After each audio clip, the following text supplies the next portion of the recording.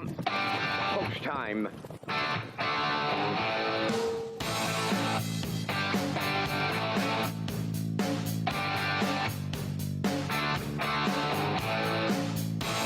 Deep stretch now. Shut the camera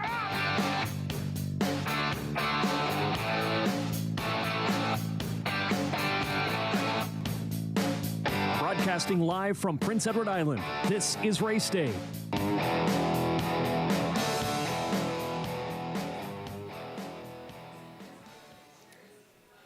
Good afternoon and welcome to Redshores Racetrack and Casino here at the Charlottetown Driving Park. Nothing but blue skies and sunshine here in Charlottetown. Couldn't ask for better weather for a 12-pack on a Saturday afternoon. It's about 24 degrees here in Charlottetown. Light breeze, just perfect conditions for racing. Hi everyone, it's Kurt Hughes here at the HBI broadcast desk. And again, we feature 12 races here today. Our top class goes in race 11, field of 5, House Edge. Hanover and Gilberto, the morning line choice out there in post 5. Avatar J has the inside advantage on House Edge Hanover. He's got a good shot in there as well for Hughes. Tradition has post 3, early play from post 2, and Sunny Black has the coveted rail position. We also have leg 2 of the All-Star Handicapping Challenge, and currently Ken Workington, after leg 1, holds the lead with 44 points. Melissa Keith in second with 33 points, and Garnet Barnsdale rounds out the top 3 with 30 points, and I'll have an interview with Melissa in our next pregame, so stay tuned for that. But before we get to that, we got to get to the program and equipment changes, and for those, we'll send it upstairs to Vance Cameron.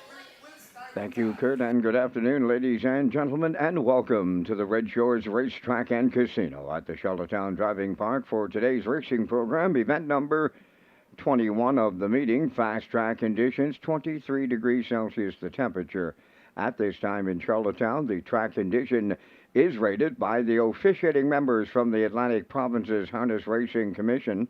Today, the senior judge is Mr. Derek Quinn. The associate judges are Mr. Gary Devine and Mr. Derek Fallon. Now here are the afternoon's program and equipment changes. First change, go to race number 2. In the second race, number 4, Moonlight, adding earplugs. Turning over to race number 3. In the third race, scratch number 6, Evil Lou. He will not go. Race 3, scratch number 6, Evil Lou. Next change, go to race number 5, featuring the Super High 5. In the fifth race, number 3, Gascoigne AC, adding a tail tie.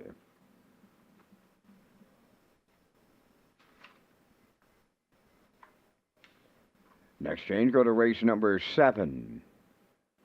In the seventh race, number 5, the Sports Desk, going from blinkers to a blind bridle.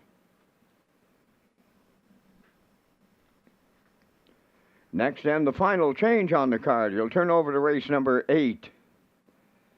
In the eighth race, scratch number 4, Pictonian IM. Race 8, scratch 4, Pictonian IM. Number 6, Jules Dragon, going from blind to open bridle with a Murphy blind on the inside. That will wrap up the changes at this time on the afternoon's racing program. The first race post time is set for 4 o'clock. You have 22 minutes to make your race 1 decisions.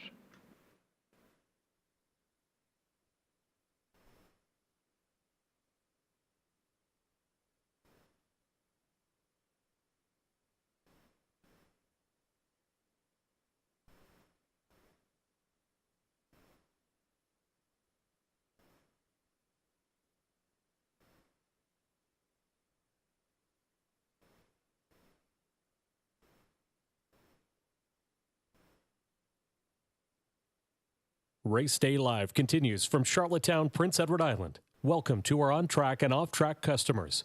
In the spirit of reconciliation, we acknowledge that the land upon which we gather is unceded Mi'kmaq territory. Abogwed, Mi'kmaq is covered by the historic treaties of peace and friendship. We pay our respects to the indigenous Mi'kmaq people who have occupied this island for over 12,000 years, past, present, and future. Ladies and gentlemen, please rise if you are able for the playing of our national anthem.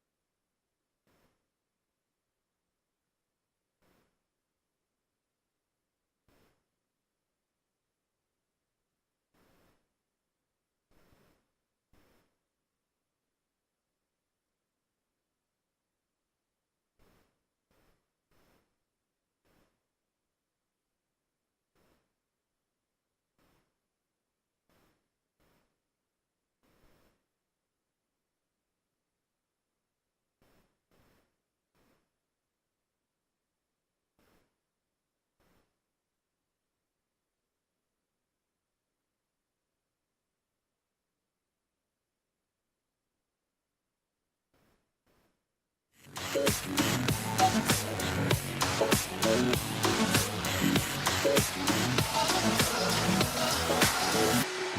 back to Race Day Live.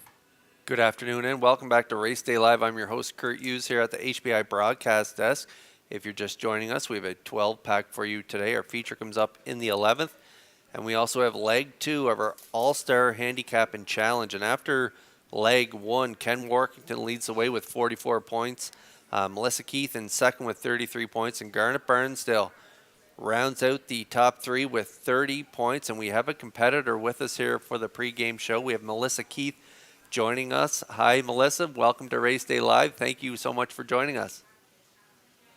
Hi, Kurt. It's a pleasure to be here and happy to be part of the contest, too, this year. Yeah, it's looking like a lot of fun. Ken Workington was on social media earlier today. He is gloating about leading the way after leg 1. How you feeling after one leg?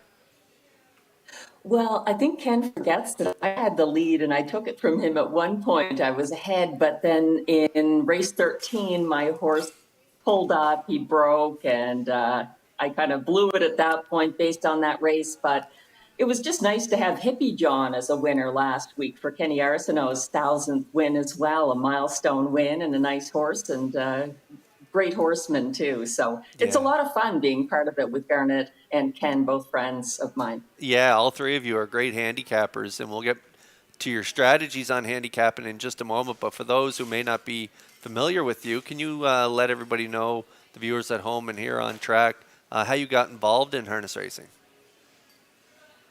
Well, I think being from Nova Scotia, being from the former Sackville Downs area, it was always around. It was always a part of life. I think it was a very normal thing. I remember as a young kid getting a tour of Sackville Downs backstretch with my school. I remember going to the racetrack with my dad a lot, going to Truro Raceway, going to Old Home Week sometimes. So there was always a lot of involvement. And we were primarily spectators, and I learned about handicapping from my dad. He loved to wager. He was a conservative bettor, but it was just a really great time for maritime harness racing. So that's how I got involved. And you wear many hats in the industry. Can you tell us about your roles as a writer, broadcaster, handicapper, and owner? Well, broadcaster, I guess, would be somewhat new. I've helped out with some broadcasts for the fair racing in Quebec. I've done, of course, Rito Carlton's show every race day. We don't have a video component to that with me talking, but I am the host, and we stream the live races, of course, every Sunday and Wednesday evening. And I've just been a guest on various different broadcast from time to time. I started out more as a bettor and a fan, got into the handicapping because of the success with betting. And the success with handicapping is what led to me becoming the race caller and handicapper at Rito Carlton Raceway. A couple of years ago, I swept every pick 4, the pick 5. It was a spectacular night. I remember Margot's Got the Cargo broke her maiden that night. And when John McMillan unfortunately got diagnosed with glioblastoma, they were on the phone with me to ask, could I help out? I had big shoes to fill in, but I was happy to help out. And I'm happy to say John is still training and driving and owning horses at Rito Carlton. And I guess the last point is I became involved as a writer somewhere along the line there, just out of the love of it, out of the love of harness racing and these awesome horses, the standardbreds. You do an excellent job, all of the above. You're an excellent handicapper, and you're a great announcer, too. I listened to you at Rito Carlton. But what you're best known for me, or the way I got introduced to you, was reading your articles. You're a fantastic writer, and you've won the Media Excellence Award at the O'Brien Awards for outstanding written work. What is it like to be recognized with a prestigious award like that?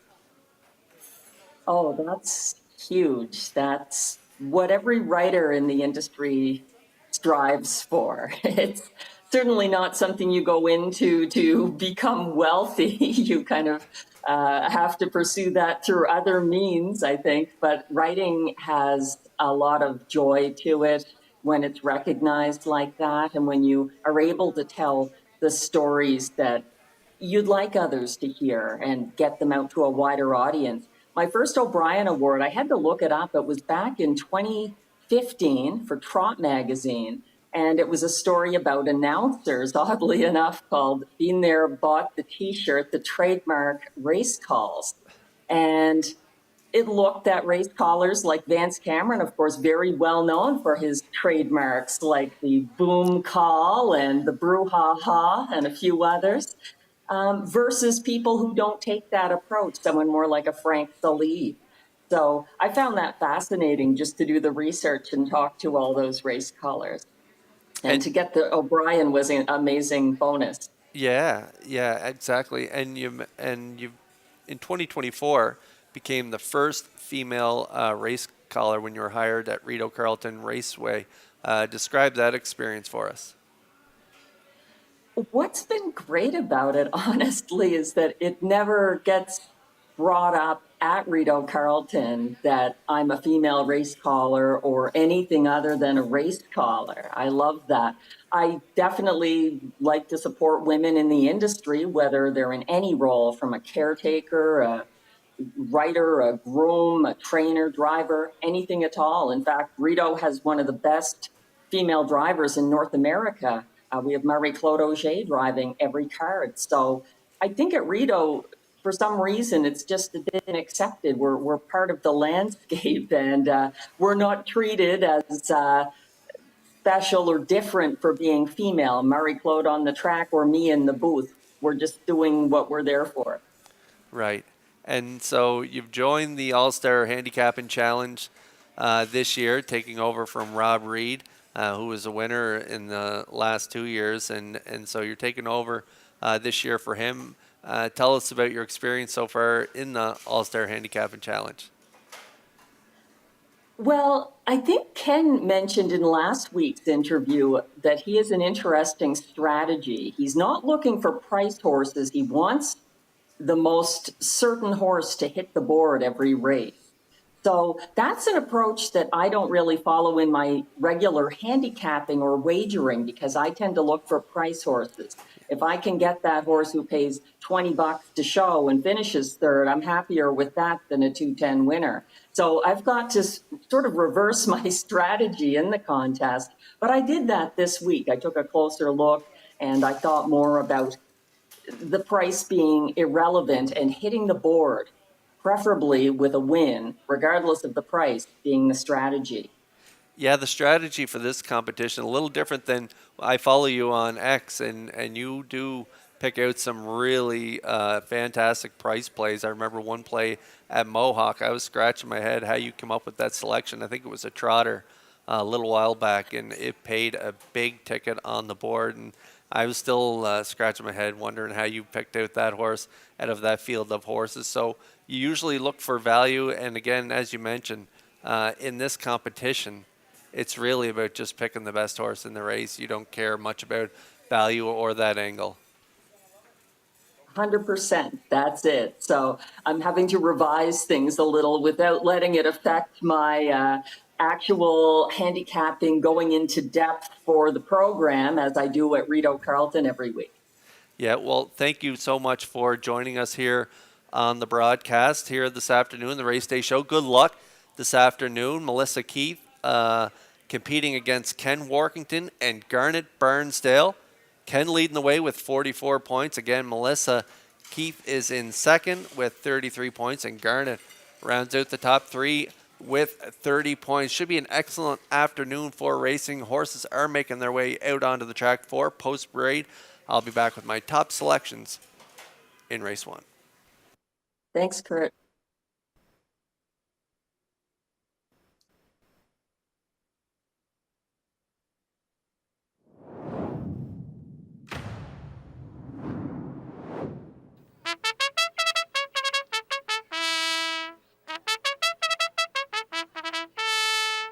First race on Post Parade, Big Bad Bruiser 1. Neil Bambrick of Charlottetown owns and trains out of Myrner Drives. Stody Curtis 2 on with James and Jared Perot, Stratford. Jared trains. Kenny Murphy up.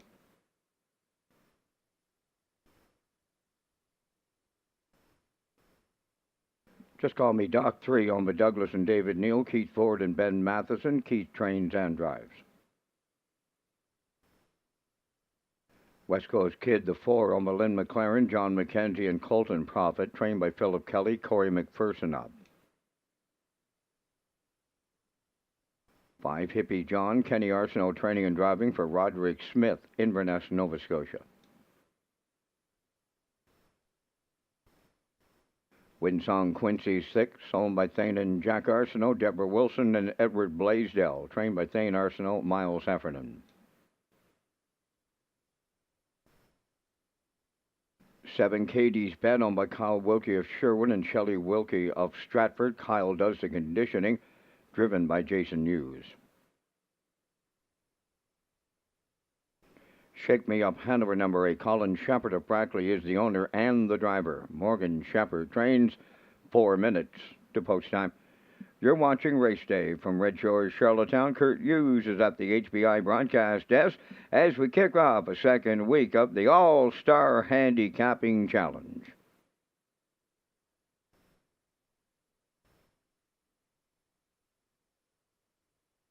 Ladies and gentlemen, a little update on the 50-50 draw. It went unclaimed here Thursday night, $735. The winning number T1658602.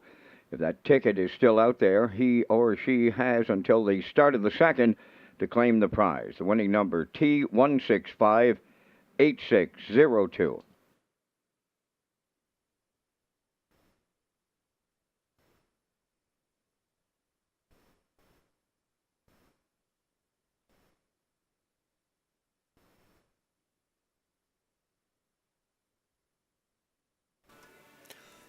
Okay, race 1 starters on track. If you're just joining us, 12 races on tap. This is race 1, and it's about 24 degrees here in Charlottetown. Perfect conditions for racing. Track is fast. There's my top play, West Coast Kid. Corey McPherson will drive for Lynn McLaren. John McKenzie and Colton Prophet. Philip Kelly, the trainer. Corey's been getting along really well with this horse. Second by nose, 2 starts back, 56-3. And then last time out, 4th, just beaten 2 3/4 lengths at the wire, 56-4. And that was at this 1,001 last 4 level. Similar post this week, and so I'm looking for a little bit of a maybe speed duel up front and look for West Coast Kid to pick up the pieces late in the mile. I thought that effort 2 starts back where Corey basically used him twice, and he was still firing on all cylinders down the stretch, closing in 29-1, just getting edged out by Freight Air. So he's got a really good shot in here. I thought he'd be a nice value play to kick things off, and he is right now 3-1 on the board.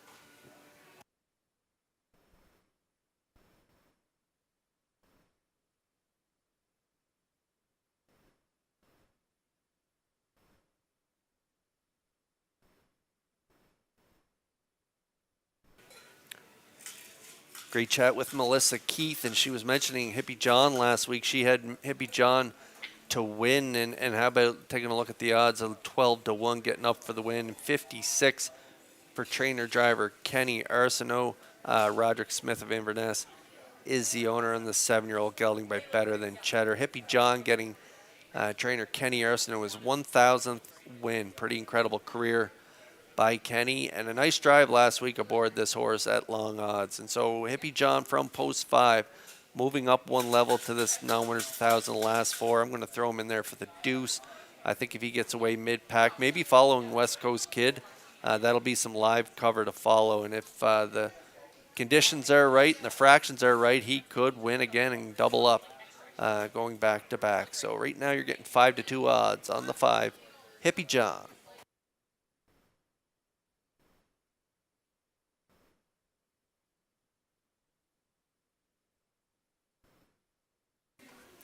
Looks like Katie's Bet is back out where he has been doing a lot of his work since arriving here on the island. Taking a look at his post positions prior to the rail last week: 8-hole 2 weeks ago, 7-hole 3 weeks ago, and 8-hole 4 starts back, and then the post 6 on the bottom line there. So having to do it from the back end. Last week got away in the 3-hole, but unfortunately for Katie's Bet, that was a monster mile, 53-3 in the non-winners of 7:01. Just incredible horses here at Red Shores. Tough to find a spot to get a win, and at the 7:01 level last week, looked like it was Katie's Bet time to get the W, sent off as the favorite, but unfortunately up against Sports Teller in that one. Ended up second, 54-1. Big effort though, 28-4. He's been rallying from off the pace prior to that line and racing quite well, all closing quarters in 28 and change. So from post 7, familiar territory for this horse. I'm sure he'll be pacing hard on the end of it. I'm going to throw him in there for a third. I'm at 4, 5, 7, 3-1 currently on Katie's Bet.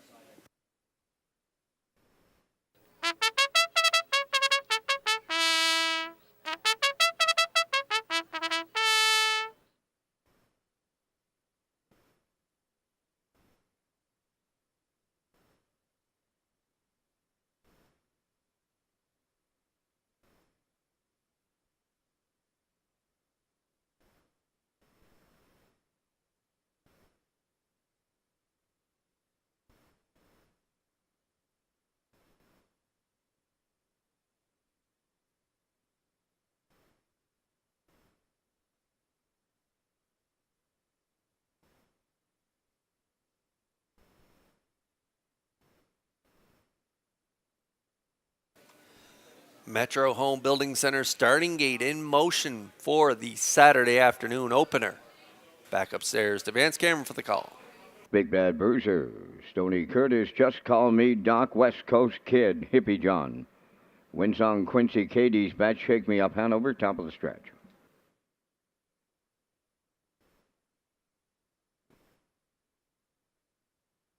They're approaching a start.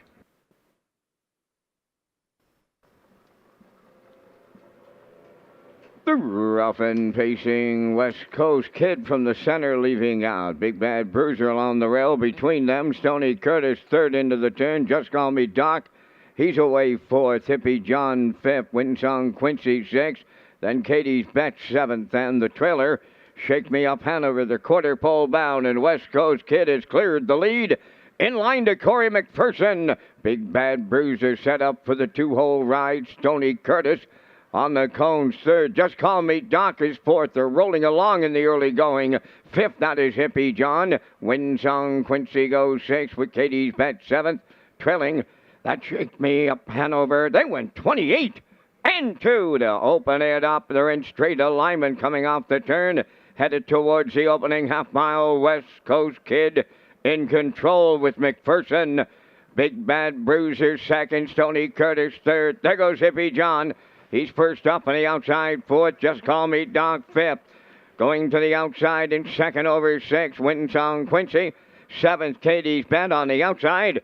Shake Me Up Hanover 8. 57-2 was the halfway home time to swing by the 5/8. Led by West Coast Kid. 2, that is Big Bad Bruiser. Hippie John picks up third on the outside. Fourth at the rail, Stoney Curtis moving up fifth. Winsong Quincy headed 3 wide, 6.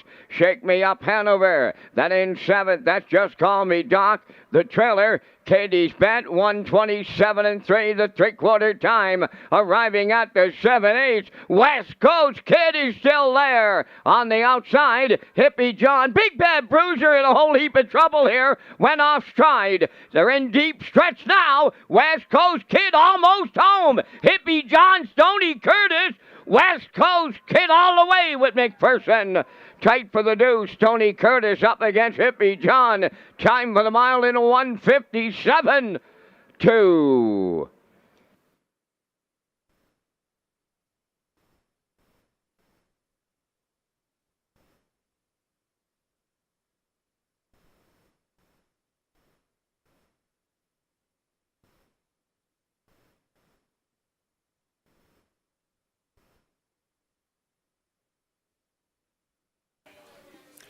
Okay, Corey getting along great with this horse in his last two starts. Aggressive off the wings. I thought he may have to come first up here today. I thought Big Bad Bruiser would probably cut the mile. He's good on the front for Murner.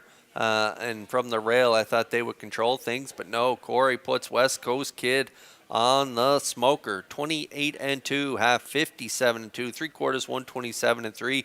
Big trip from Hippie John first up, and a big trip from Stony Curtis down the rail here for Murphy as they're going to hit the line in 157-2. West Coast Kid gets the job done here in the opener. Up the inside, looks like Stony Curtis is second, and Hippie John rounds out the top three. So it's 4-2-5 unofficially here in the opener.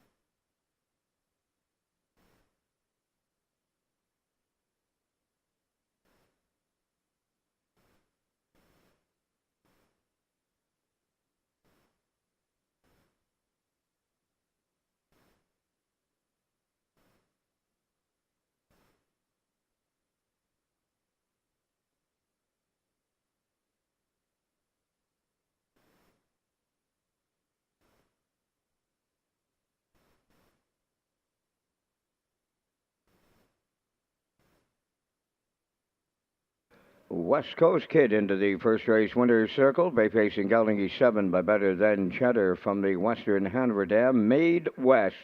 Lynn McLaren, John McKenzie, and Colton Prophet. Bred by Winback Farm. Trained by Philip Kelly, Corey McPherson. Put him on top at every call today. 157 and 2. Time for the mile. West Coast Kid opens up a Saturday at Charlottetown.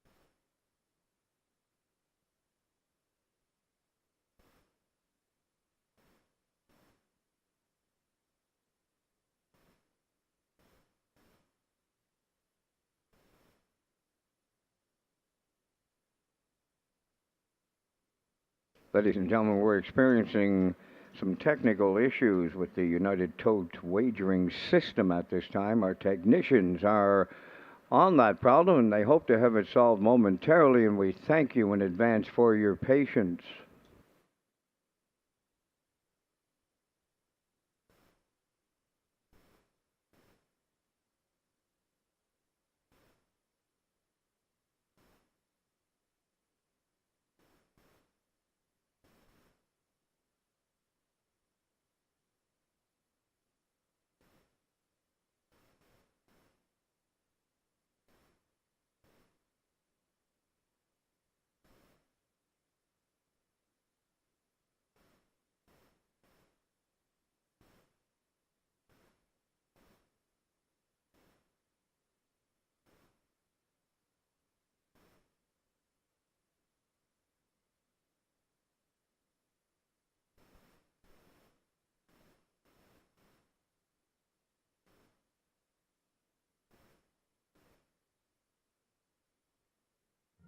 The management and staff at Red Shores want your experience to be fun and entertaining. That is why we offer information on how our games work, tips to keep your gambling fun, and available community resources. For more information, please speak to one of our PlayWise advisors or stop by the PlayWise Information Center.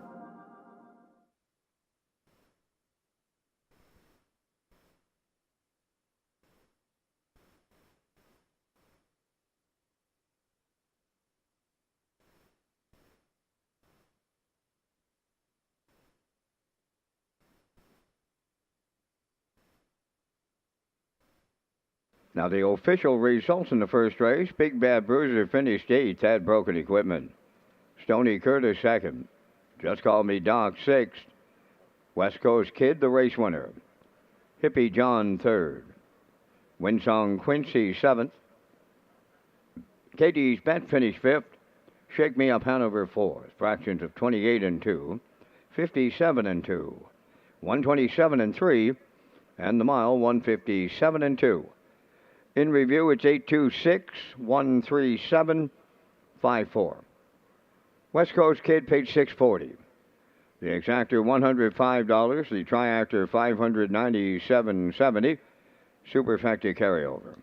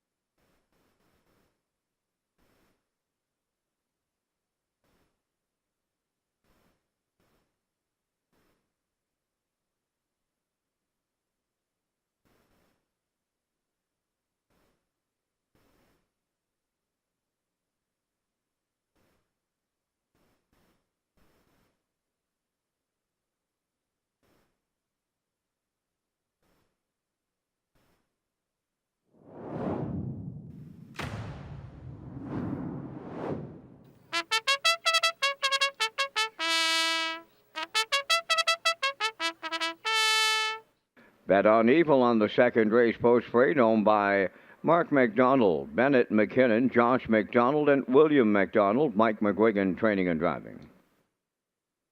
Axo Noble number 2, owned by Jeff Valley of Thornton, Ontario, and Michael Bailey of Morel, Miles Heffernan Jr., training and driving. Shadows in the Night 3, owned by Peter Smith, Don Smith, Gerald Morrissey, and Wade Piccone, Kenny Arsenault, trains and drives. For Moonlight, owned by the ICU stable of Charlottetown, trained by Kenny Arsenault, Gilles Barrio. Elm Grove the Moon, number 5, owned by Peter Smith of Stratford and Gerald Morrissey of Charlottetown, Corey McPherson, trains and drives. Prince Malicious 6 is owned by Donald McRae of Vernon Bridge, trained by Ashley Gamester, Jason Hughes. 6 minutes to post time. Play the horses from Red Shores with all the information you need and more from our new player portal.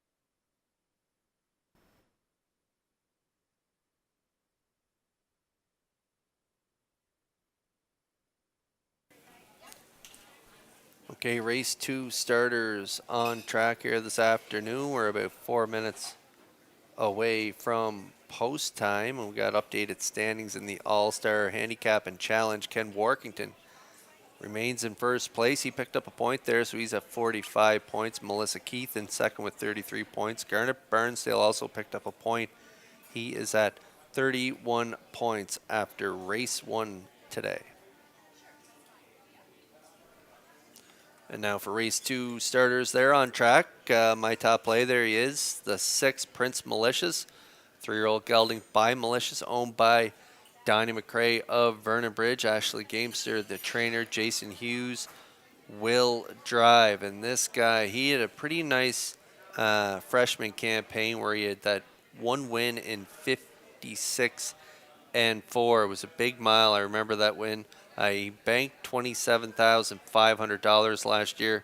He was 6 for 11 in the top 3, but so far in a sophomore campaign, we have yet to see that sharp 2-year-old freshman arrive here in his sophomore season. So through 6 starts, he's 0 for 6 so far, but today could be his day.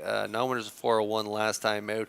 Paced in 58 and 3, 29 and 2. There's a lot of talent in there, and so hopefully Ashley and Jason are starting to figure this guy out, and this could be his day against this inexperienced group. Even though they have the outside post, I'm going to throw them up on top. Prince Malicious right now at 2-1.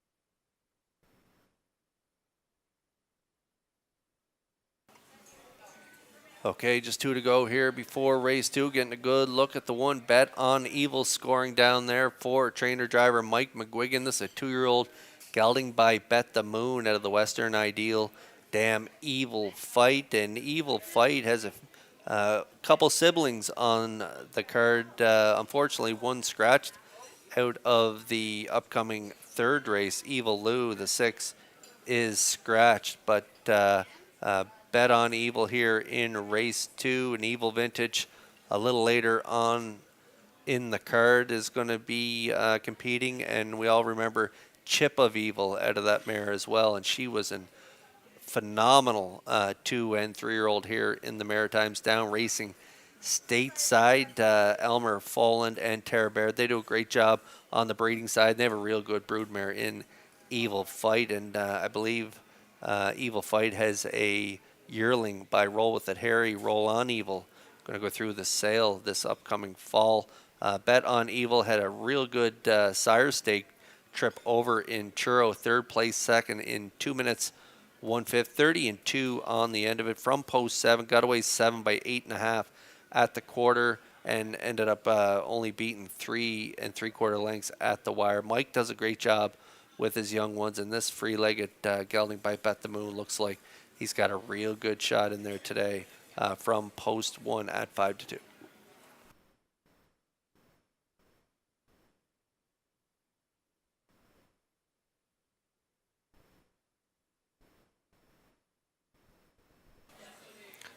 And there's another son of Bet the Moon, Elm Grove the Moon, Peter Smith, Gerald Morrissey. They share ownership. Corey McPherson is the trainer and driver. And this one was a good winner.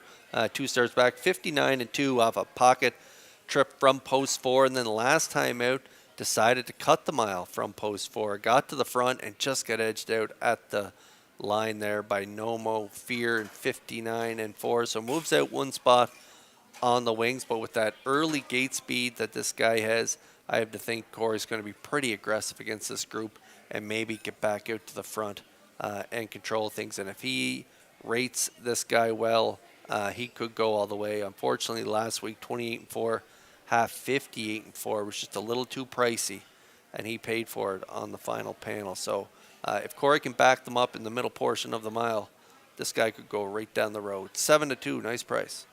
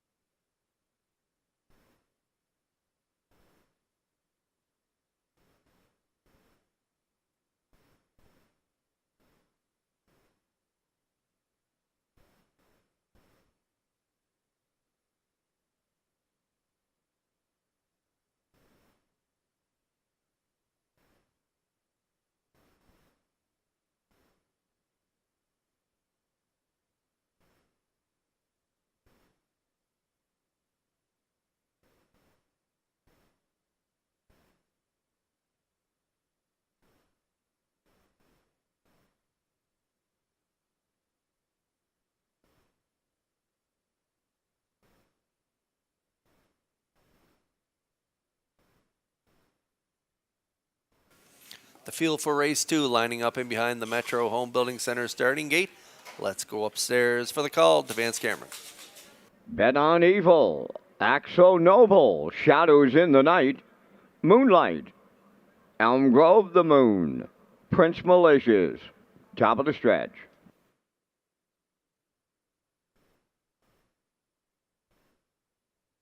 Here they come.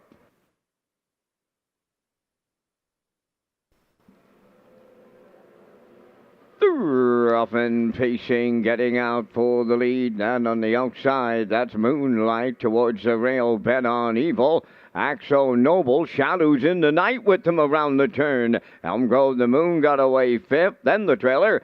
That's Prince Malicious, the quarter pole bound, and Bet on Evil. In line to Mike McGuigan out in front. Shadows in the Night tucked in 2nd. Racing from 3rd, that's Axo Noble, but he's fancy stepping big time in here. Racing from 4th is Moonlight, then in 5th, Elm Grove the Moon. Prince Malicious 6th, 30 seconds flat was the opening quarter mile, and the free-legged 2-year-old Bet on Evil out in front by 2. Shadows in the Night 2nd. Axo Noble coming out of the turn 3rd. 4th on the outside is Moonlight, racing from 5th.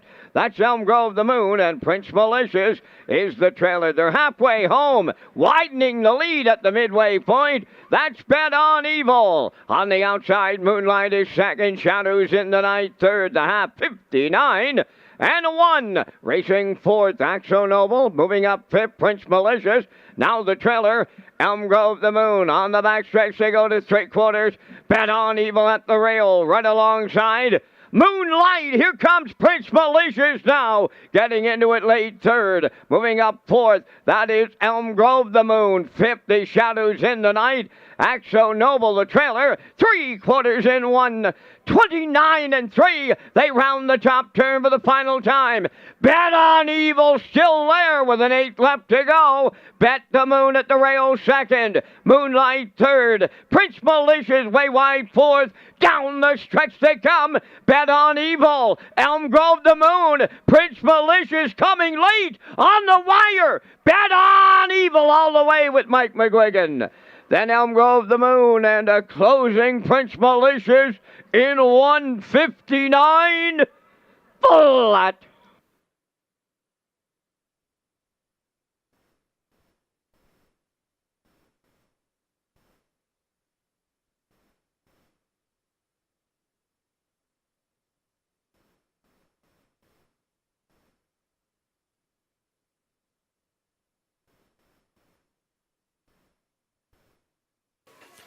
Well, my top play, Prince Malicious, continues to be a work in progress. Hughes just hanging to him in the stretch there, trying to keep him on his gate and giving some tippy taps down the stretch. But how about the trip from Bet on Evil, the 2-year-old gelding by Bet the Moon, free-legged from post 1, getting around that first turn and leading.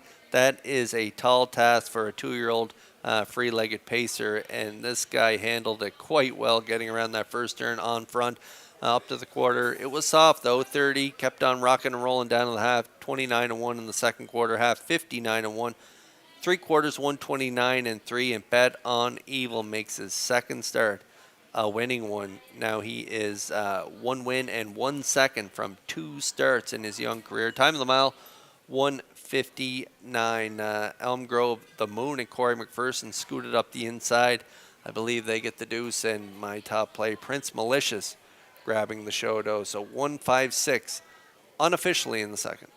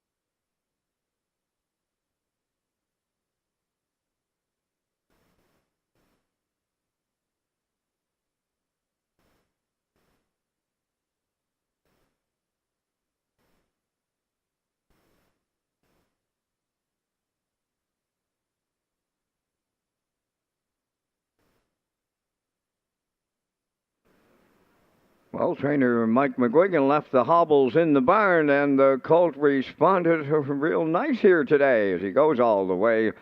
And arriving at the second race winner's circle, Bet on Evil, the pacing brown gelding 2 by Bet the Moon off the Western Ideal Dam Evil Fight, owned by Mark McDonald, Bennett McKinnon, Josh McDonald, and William McDonald. Mike McGuigan training and driving the mile 159. That's a maiden record. Bet on Evil in the second.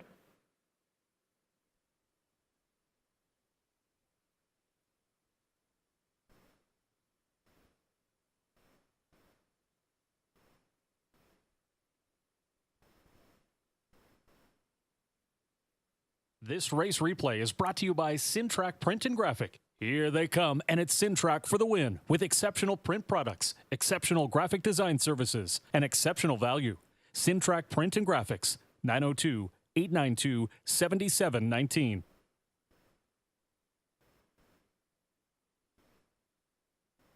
Now the official results in the second. Bet on Evil, a race winner. Axo Noble, 5th.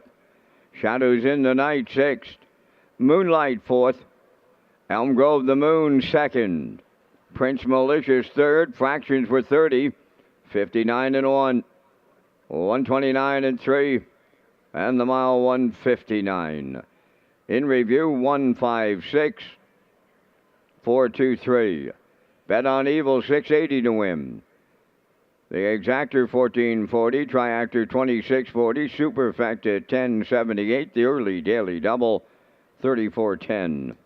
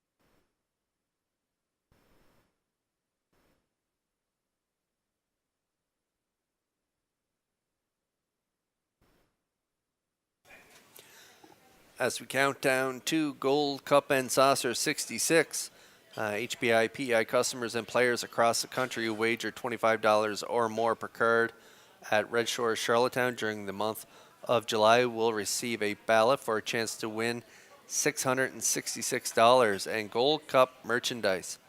Sign up for free at hbibet.com and play the horses at Red Shores.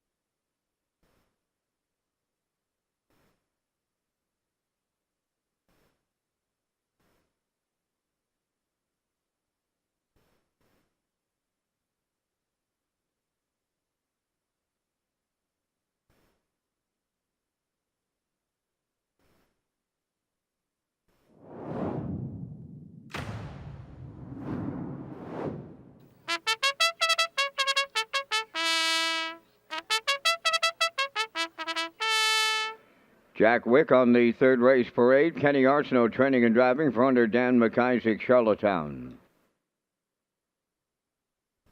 Keisha's Treasure 2, owned by Blaze Rogers in a Trackety Cross, trained by Brendan Mullen. Ryan DeRoss drives. Shane's Dream number 3, owned by Blair and Carl Hansen, Isaac Skirman and Shane Essen. Adam Murner trains and drives. Cheese Whiz 4, owned by Sandra Webster, Jeff Cummings, Courtney Galland, and Nicole McPherson. Cliff Murphy does the conditioning, driven by Kenny Murphy. 5 DJ Mustang, owned by Brady Doyle of Stratford and Dan Bellabo of Halifax, Nova Scotia, trained by Landon Campbell. Mark Campbell aboard. 6 Evil Lou is scratch. Number 7, Dusty Lane Levi, owned by Tammy and Kathy Johnston, trained by Greg Weatherby, Jason Hughes.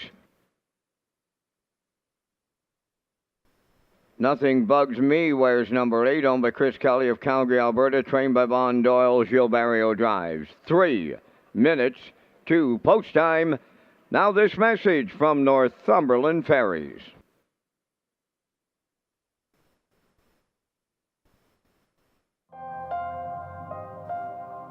Once upon a time,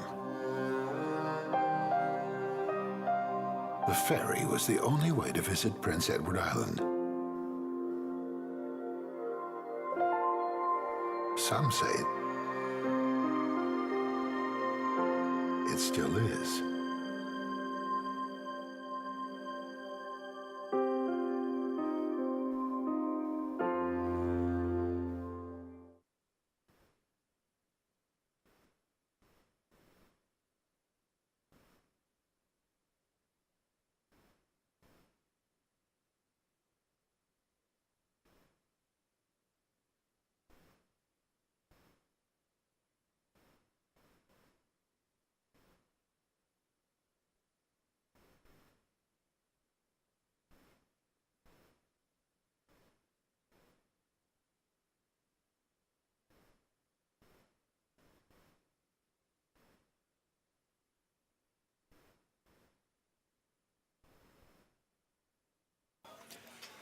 Race 3 starters on track. We have a scratch in here, the 6 Evil Lou scratch, so scratch down to a field of 7. And there's my top play in here, Dusty Lane Levi, owned by Tammy Johnson and Kathy Johnston, 3-year-old gelding by Lather Up, trained by Todd Weatherby, and Jason Hughes will drive, getting a little help at the draw with that scratch, moving in to post number 6, and this one last time out was crying for room down the stretch.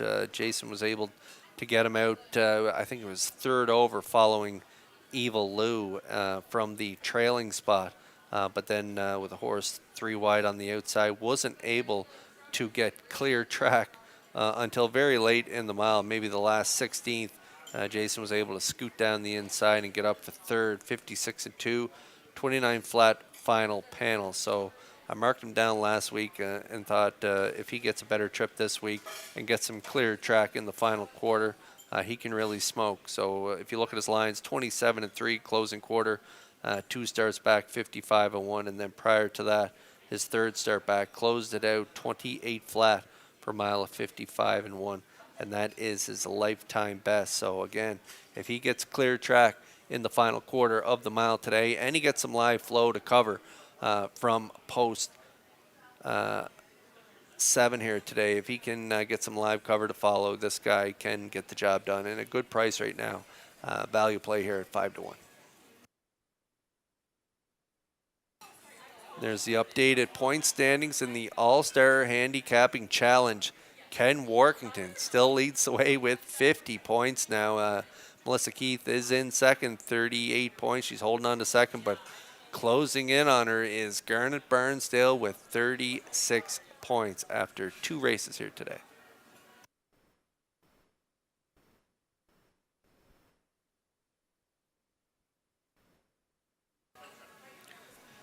DJ Mustang, this is another good option for winning here. Mark Campbell will drive for Landon Campbell. Mark Campbell has been on fire over the last month here on PEI, and a big night last night in Churro. He had a big night. I think he won maybe 6 races over there. So he is on fire, and he's got the hot hands, and he's got a live mount in here aboard the Brady Doyle and Dan Beliveau trainee, or they are the owners on this horse. The Landon Campbell trains 3-year-old colt by Better Than Cheddar.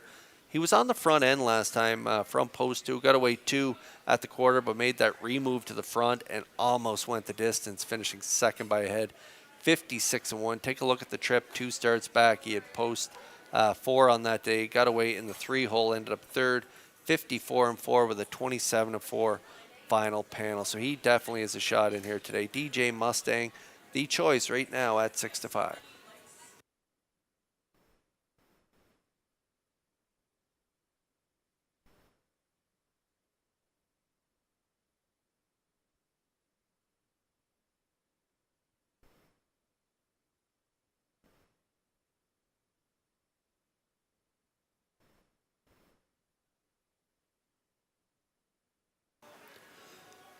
Scratch down to a field of 7 in this third race, and those 7 starters are lining up in behind the Metro Home Building Center starting gate.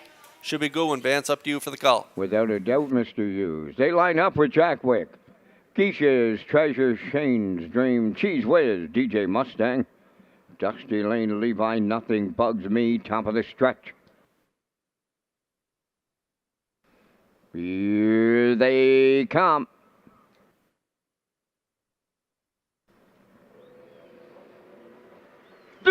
Up and pacing, Geisha's Treasure leaving out. Cheese Whiz is going with him third to the turn. DJ Mustang then fourth. Off stride at the rail. Jack Wick has jumped it off. Racing fourth along the inside and fancy stepping there. That was Shane's Dream. Now back into fifth, Dusty Lane Levi. Nothing Bugs Me in the trailer. Jack Wick 3 wide in the early going. Wow, and the farthest one out is the leader. DJ Mustang and Campbell clear. Cheese Whiz now second, then third is Geisha's Treasure. Solid beginning, 28-1. All alone in fourth, that is Shane's Dream. Back into fifth, Dusty Lane Levi. Nothing Bugs Me is sixth, and the trailer after the break, that is Jack Wick. Through the stretch, approaching the opening half mile. DJ Mustang on the lead at the midway point. Here's Shane's Dream rushing up on the outside, and he'll take over the lead. Third is Cheese Whiz, Geisha's Treasure fourth. Nothing Bugs Me underway fifth. Dusty Lane Levi sixth. Jack Wick is seventh. 57 and 2.5. New leader at 5-8. Shane's Dream takes over from Erner. DJ Mustang now second, coming third on the outside. Nothing Bugs Me. Cheese Whiz riding the rail fourth. Geisha's Treasure fifth. Dusty Lane Levi sixth. Jack Wick is seventh. 3/4 in the books in 1:25 and 2. 28 seconds flat in the third quarter. Down to an eighth of a mile to go. Shane's Dream bringing him home, and he is on the run here. DJ Mustang inherits the lead late. Nothing Bugs Me is second. Geisha's Treasure. It's DJ Mustang in line to Mark Campbell. Second, Nothing Bugs Me. Geisha's Treasure rallied in third. Time for the mile, 1:54. Flat. There goes the inquiry sign. Race number 3 now is under a judge's inquiry. Retain your tickets. Judge's inquiry involves the break on 3, Shane's Dream, at the top of the stretch.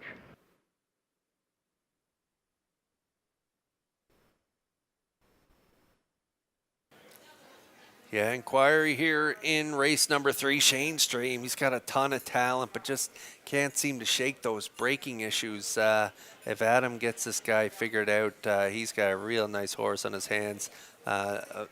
So too bad about him making that break at the top of the stretch for his connections, because he looked like he was maybe going to go the distance. But looming boldly there, DJ Mustang.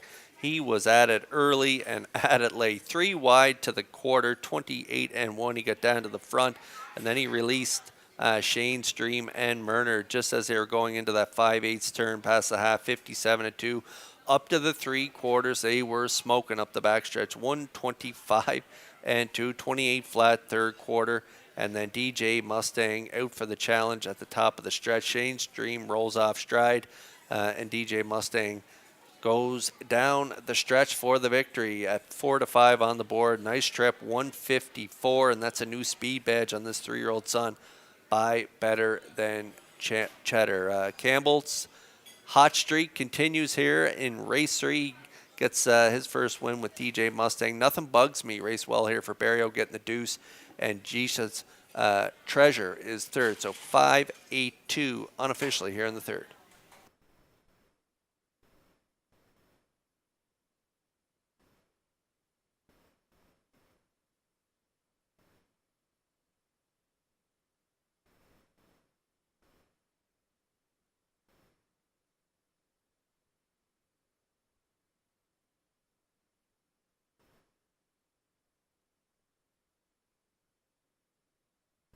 Results of the judge's inquiry, no violations.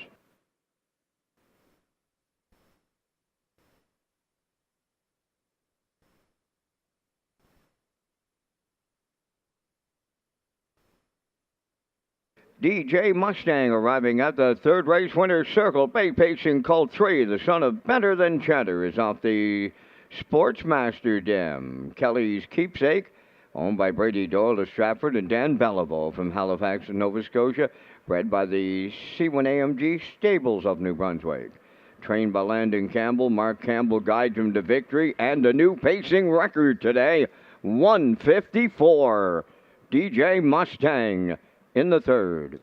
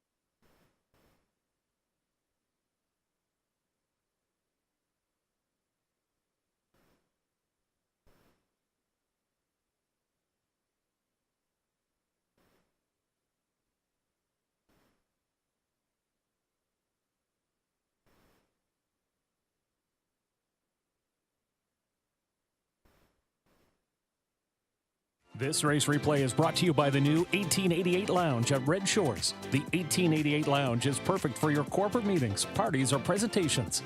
Contact Rebecca in our Sales and Events Division for more information on the new 1888 Lounge upper level at Red Shores.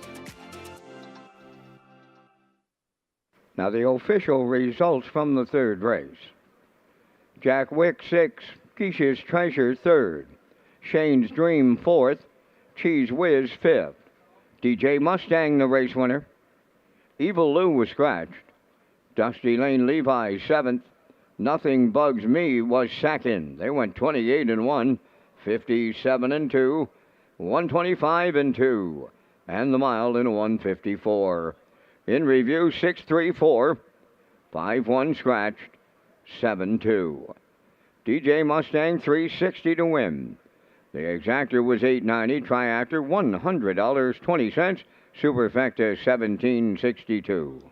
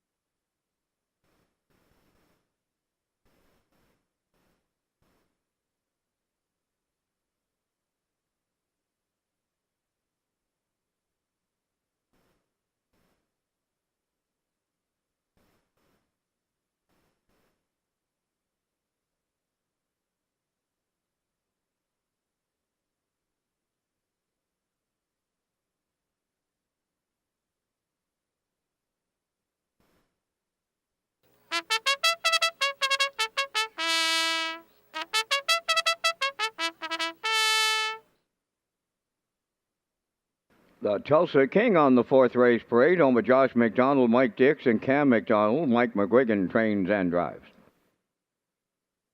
Buddies and Virgins 2, owned by Ryan and Daryl Neal of Winslow. Daryl trains, Ryan driving. Lindale Mr. Mac, number 3, owned by David McDonald of Belfast, trained by Ashley Gamester. Jason Hughes up. Melanie's Magic 4, owned by Sandra Stead from Montague. Corey McPherson trains and drives. 5 Slate, Wade Myers training and driving for owner Sandy Myers, Charlottetown. Raised on Blacktop, number 6, owned by Windermere Farms, Lana Murphy, Clive Balderson, and Matt Burke, trained by Earl Watts, Adam Murner. St. Charles Fireball 7, owned by Darla J. of Charlottetown, trained by Vaughn Doyle, Mark Campbell aboard. 5 minutes to post time. Our next promotion is here. Kurt Hughes with details on the Red Shores 20th anniversary giveaway.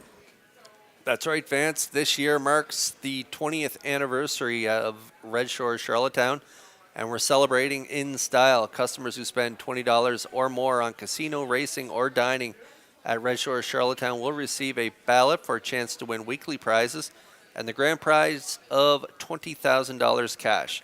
The grand prize draw will take place on Gold Cup and Saucer Night, August 16th.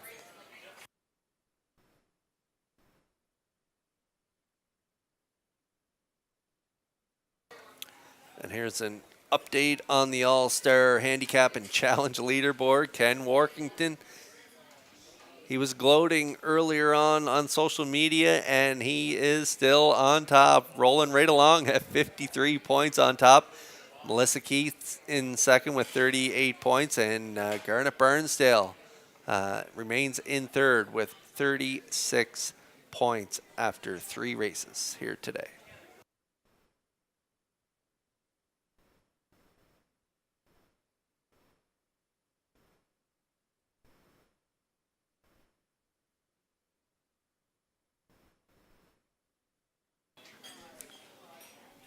Race 4 starters on track. No winners, 401 last 4, and the Tulsa King getting his first look at this condition class. He had been racing at the Winners of One, not more than 2 races life in his last 4 starts, and that can be a tough class with a lot of nice, talented young horses going through that condition. If you look down his lines, we just watched DJ Mustang with that big trip, 54. Well, he raced against him 4 starts back. If you look 4 starts back, the Tulsa King had the rail, ended up 4th, beaten 3 1/4 at the wire. 56-1 was his race time. 28-1 final panel. DJ Mustang was the winner on that day. Big Pong Cash, a big winner in Churro last night. He was the winner 3 starts back. Tulsa King was 6th on that day, and then Cheese Whiz was a winner 2 starts back, where the Tulsa King had post 8. And then last week, the Tulsa King had post 7, ended up 6th. Still race time to 57-3 and behind Cam Co. Lucas and company. So moving back inside, getting some post relief and I think class relief against some other aged horses. So Mike McGuigan already a winner from the rail with Bet on Evil, a youngster in his barn. Here's another youngster in his barn that could get the W from post 1 here today at 2-1.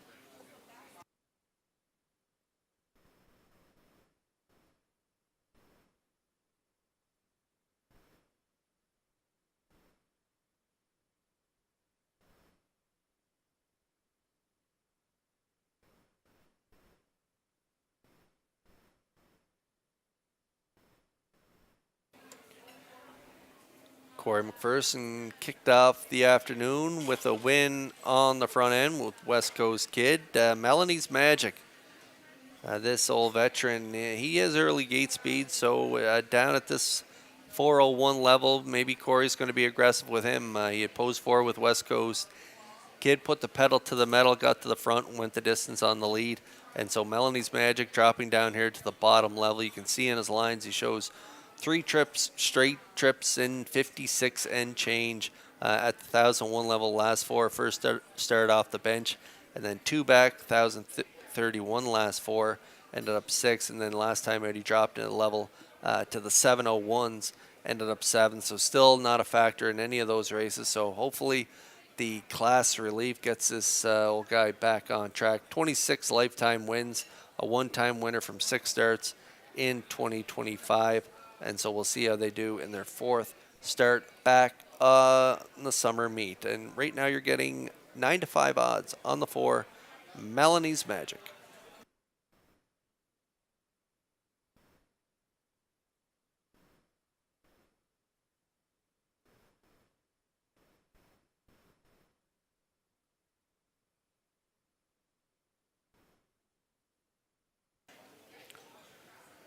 Going to close it out with the 2 buddies and virgins. Ryan and Daryl Neal share ownership of this 8-year-old gelding by Always a Virgin. This one has really good gate speed. Ryan doing the driving today. 57-3 last time out. 29-1 final quarter, and then 57-1 2 starts back for Steve Murphy. Closing quarter 30-3 again at this 401 level from this inside post. I'm going to say he's sitting up close to the lead, probably in the top 2 or 3, and he'll ride the rail right to a top 3 finish, hopefully, for me. 13-1 on the 2, buddies and virgins.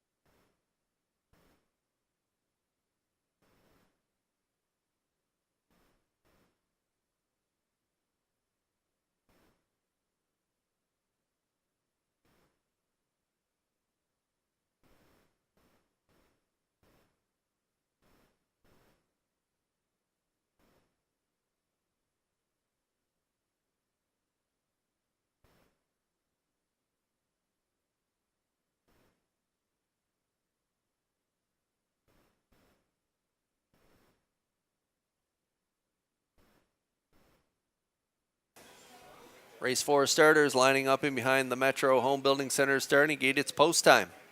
Back upstairs to Vance Cameron for the call. The Tulsa King, Buddies and Virgins. Lindale, Mr. Mac, Melanie's Magic. Slate, Raised on Blacktop, St. Charles Fireball. Top of the stretch.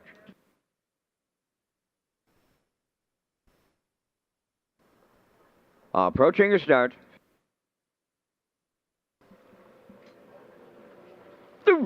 Up and pacing, leaping out, Lindale, Mr. Mac, the Tulsa King, Buddies and Virgins split them third to the turn.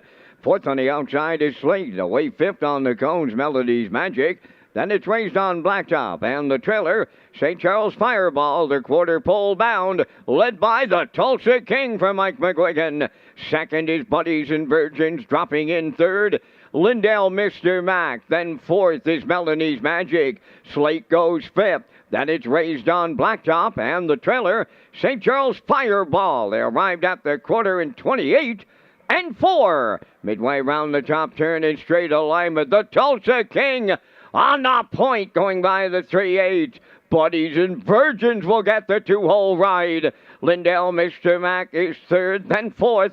That's Melanie's Magic. Fifth is Slate. Raised on Blacktop, sixth. St. Charles Fireball is seventh. They're halfway home, led by the Tulsa King. Buddies and Virgins is second. First up, there goes Lindale, Mr. Mac from third, 58 and 4 the half. On the outside, fourth, Melanie's Magic up the rail, fifth. Raised on Blacktop. On the outside, Slate is sixth. St. Charles Fireball, the trailer, the three-quarters coming next. The Tulsa King will get them there. Lindale, Mr. Mac is picked up second. In the pocket, third. That's Buddies and Virgins. Fourth on the outside, Melanie's Magic, the three-quarters in one. 28 and 2 on the turn for the final time. Eighth of a mile left to go. The Tulsa King is opened up too. Buddies and Virgins now second. Melanie's Magic coming on the outside, coming for third. Deep stretch now, and the Tulsa King will double up Mike McGuigan. Second, Buddies and Virgins, Raised on Blacktop at the inside. Third in 157. 2.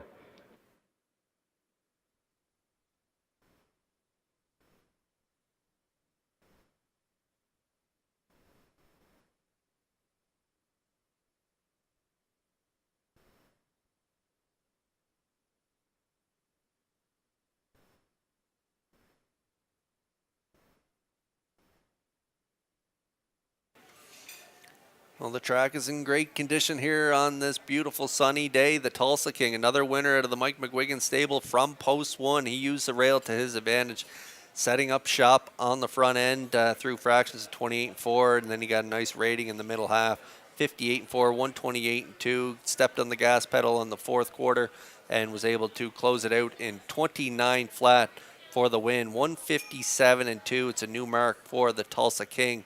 3-year-old son of Shadowplay gets it done here in race 4. The 2, talked about him in the pre-race. He's got that great early speed, and so Ryan used that to his advantage, setting up shop in the 2-hole, and he's able to hang on for the deuce. And up the inside is the 6, Raised on Blacktop, getting up the rail there for Murder to finish third. So 1-2-6 unofficially here in the 4th.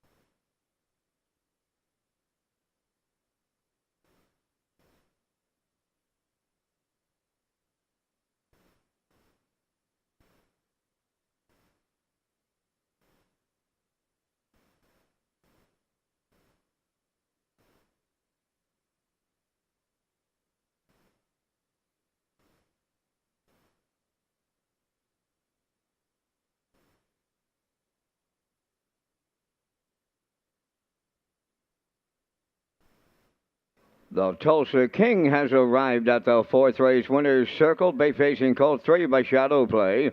From the Shanghai Phil Dam, Racy Miss, owned by Josh McDonald, Mike Dix, and Cam McDonald, bred by Robin Burke of Brackley. Mike McGuigan has the training and the driving double today. This colt has a new pacing record of 157 and 2. The Tulsa King wires the fourth.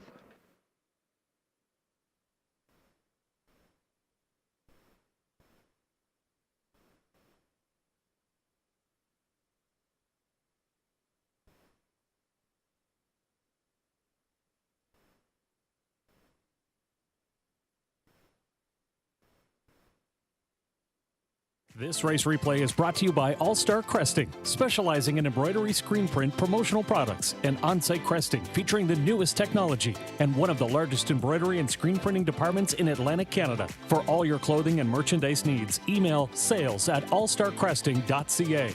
At All Star Cresting, we got you covered. Now the official results in the fourth race, the Tulsa King the winner. Buddies and Virgins was second. Lindale Mr. Mac fifth. Melanie's Magic fourth. Slate finished seventh. Raised on Blacktop third. St. Charles Fireball was 6 fractions of 28 and 4. 58 and 4. 128 and 2. And the mile 157 and 2. From the top, your program reads 125-4736. The Tulsa King 320 to win. The Exactor 4440. Triactor 277.70. Superfecta 69.12.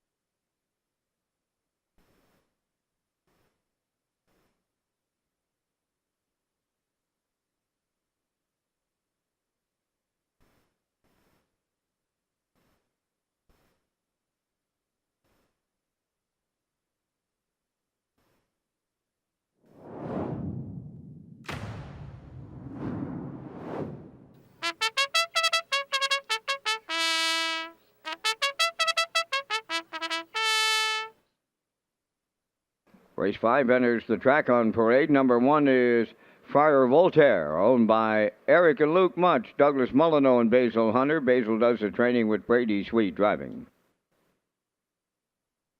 Rosie's Mighty Mo, number 2, owned by Paul Hagen, and the Melvin Gamester of Hunter River. Melvin is the trainer. Gilles Barrio drives. Gascoigne AC3, owned by Murray McDonald of Belfast, trained by Tammy Collings, Mark Campbell. Abiding Art 4 is owned by Jack and Brendan Melanson of Stanley Bridge, trained by Kenny Arsenault. Jason Hughes catch drives.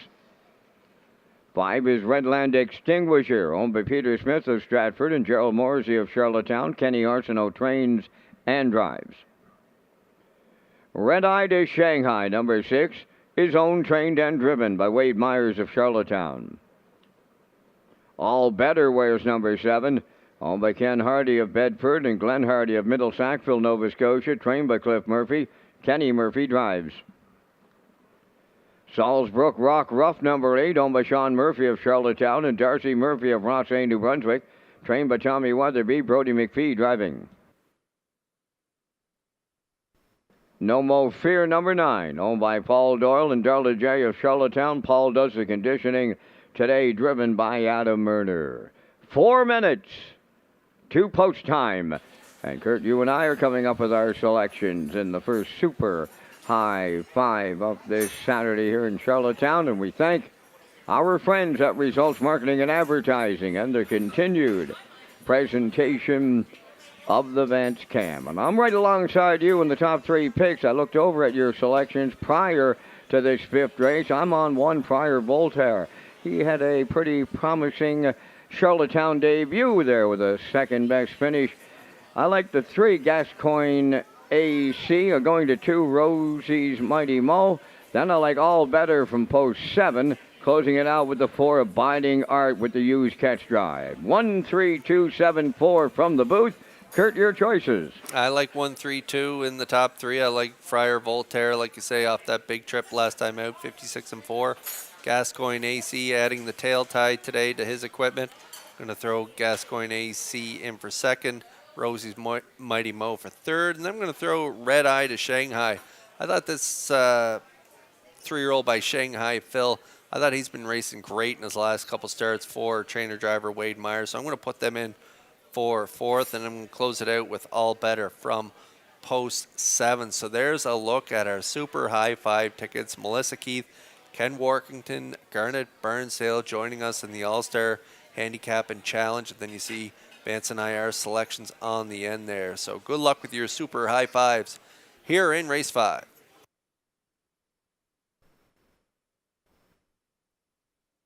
And here's an updated look at the standings in that All-Star Handicap and Challenge. Ken Workington, 58 points. He's the leader. 43 points for Melissa Keith in 2nd. And Garnet Burnsdale is still in 3rd with 41 points. And that's through 4 races here this afternoon.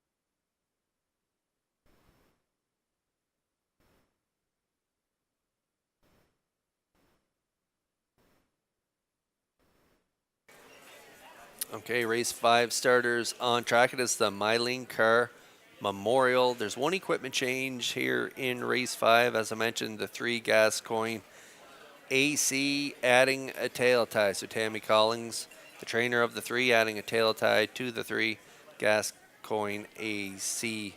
If you don't want to play the Chalk Friar Voltaire on the rail, some really good prices on a couple of horses. I think got a real good shot in here. The 2 Rosie's Mighty Mo at 4-1, 6-1 on the 3 Abiding Art, 7-2 right now, and the 5 Redland Extinguisher, long odds at 20-1.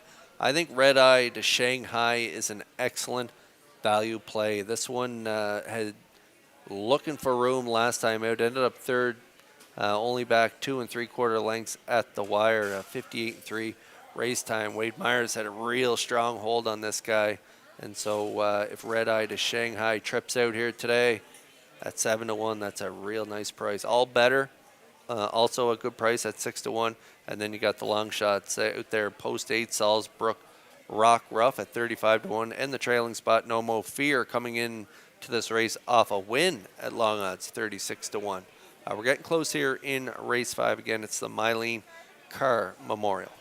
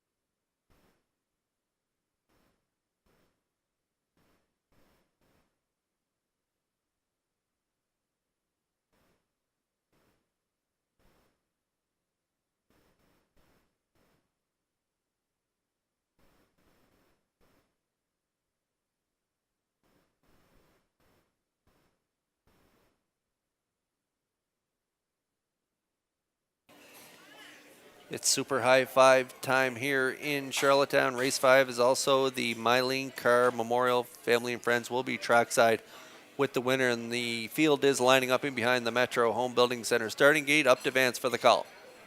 Friar Voltaire, Rosie's Mighty Mo, Gascoigne AC, Abiding Art, Redland Extinguisher, Red Eye to Shanghai, All Better, and Salzbrook Rough, the trailer. No Mo Fear. It's the Super High Five, and it's post time. Often pacing Friar Voltaire along the rail between horses, Gascoigne AC to their outside. All Better leaves out third to get away fourth. Around the turn is No Mo Fear. Then in fifth, Abiding Art. Redland Extinguisher on the outside sixth. Rosie's Mighty Mo is seventh. Then the eighth one is Red Eye to Shanghai. And ninth on the outside, Salzbrook Rock Rough. Gascoigne AC out in front in unfamiliar territory, but it's going to be short-lived. Friar Voltaire and Brady Sweet headed back to the front off a boom, just like that. 27 and 4 opener. Friar Voltaire regaining the lead. Gascoigne AC now is second, All Better third. Up with the leaders fourth, No Mo Fear. Fifth, that is Abiding Art. Back into sixth, Redland Extinguisher. Then seventh on the outside is Salzbrook Rock Rough. Rosie's Mighty Mo is eighth on the outside ninth. Red Eye to Shanghai, 56 and 3. Where are they going here? By the 5-8. Off a good clip. Going to three-quarters. Friar Voltaire the leader. Gascoigne AC is second. All Better third. Abiding Art may be upset-minded here in the outside. Going to wide fifth. No Mo Fear. Then in sixth, that's Redland Extinguisher. Seventh on the outside, Rosie's Mighty Mo. Then in eighth, that's Red Eye to Shanghai. And Salzbrook Rock Rough is pulled up 127 flat three-quarters. We are under an inquiry. Down the stretch they come. Friar Voltaire almost there. Gascoigne AC and All Better. Friar Voltaire for Brady Sweet. Gascoigne AC was second. Third is All Better. 156 flat. Judges' inquiry underway. Retain your tickets.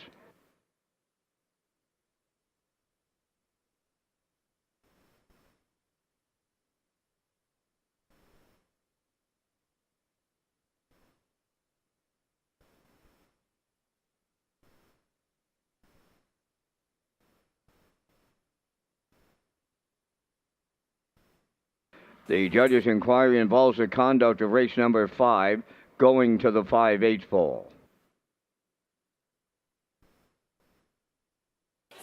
Okay, we're going to get a look at the Universum Media slow-mo stretch drive here for race 5, Mylene Carr Memorial. And Friar Voltaire going to get the job done from post 1, quarter 27 and 4, sweep back to the front with the one Friar Voltaire, and they're going to lead the rest of the way, 56 and 3, 127, closed it out in 29 flat. Gets up for the victory in 156 flat, and that is a new speed badge for Friar Voltaire, 5-year-old gelding by all bets off. And the Super High Five unofficially here is 137.92. Gascoigne AC in for second, the 7 All Better third, the 9 in there, No Mo Fear for fourth, and the 2 Rosie's Mighty Mo for fifth. So 137.92 unofficially here in race 5. We are under an inquiry.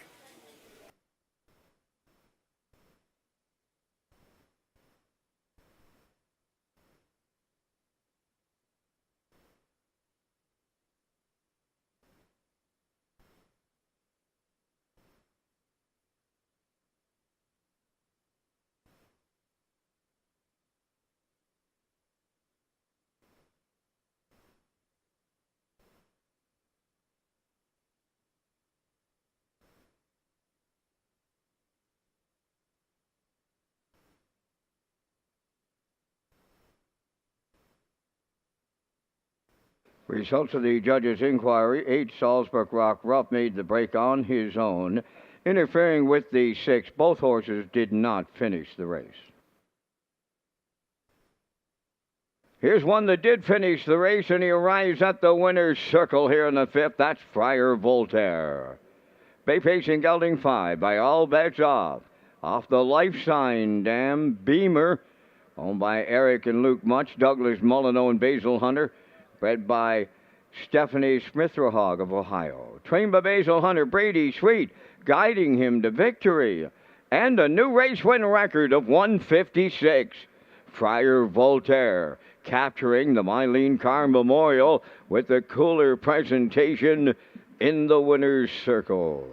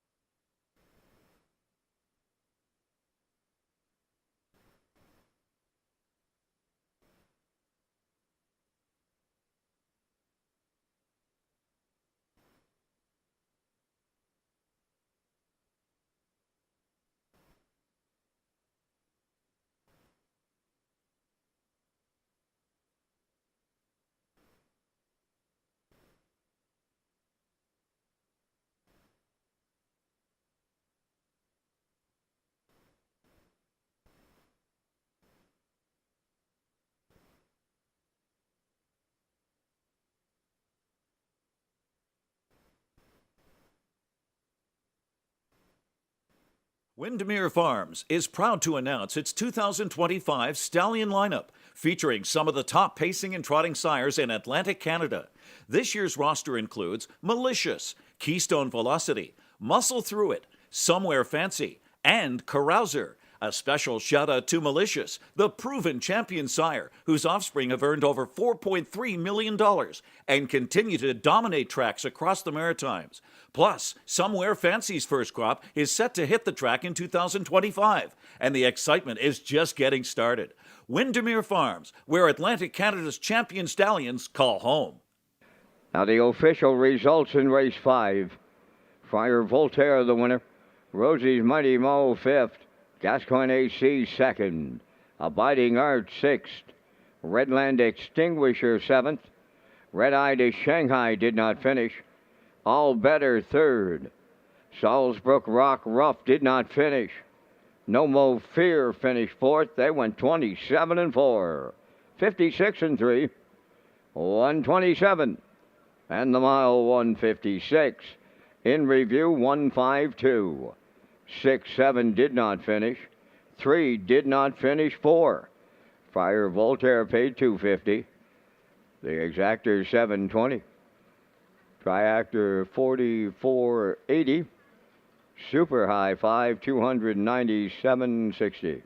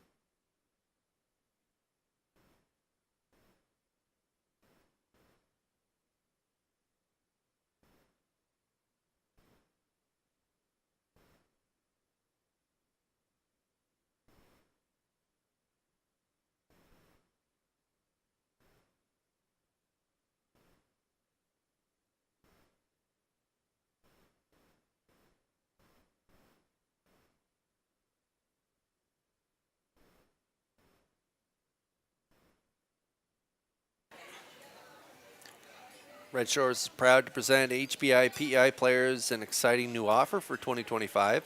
When you wager on Woodbine Standardbred and Thoroughbred, customers can earn valuable HBI Bet points. Sign up for free at hbibet.com to take advantage of member offers and privileges today. Play the horses with HBI Bet and Red Shores.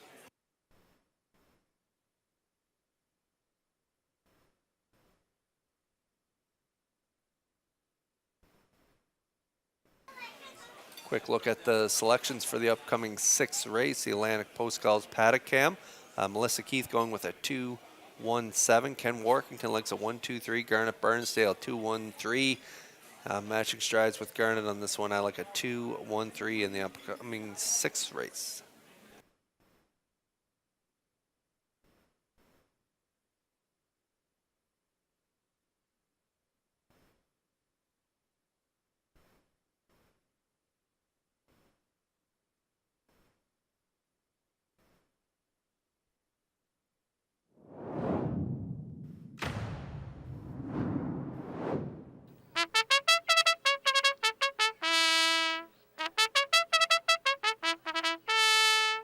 On the 6th race post parade, number 1, JK Express, owned by James Perot of Stratford, trained by Jared Perot, David Dowling. Macho Phil, number 2, is owned by Ali Campbell of Charlottetown, trained by Landon Campbell, Mark Campbell drives. Roll Your Coin, number 3, owned by Tom Hollis and Wayne Burley of Truro, Nova Scotia, trained by Stephen Quinn, Jason Hughes. Neptune Sealster, number 4, owned by Carly Ward, Mickey Galland, and Nicole McPherson. Mickey does the training. Ryan DeRoche drives. Here comes Emmett, number 5, owned and trained by Melvin Gamester of Hunter River, Gilles Barrio. Sports Royalty 6, owned by Beth and Wendy McCrae of Belfast. Wendy does the conditioning. Today, Kenny Murphy. Love Matters Most, number 7, owned by Rebecca May Horton and Blair McLaughlin and Jeff Lilly, trained by Jeff Lilly, driven by Jacob Sweet. 4 minutes to post time.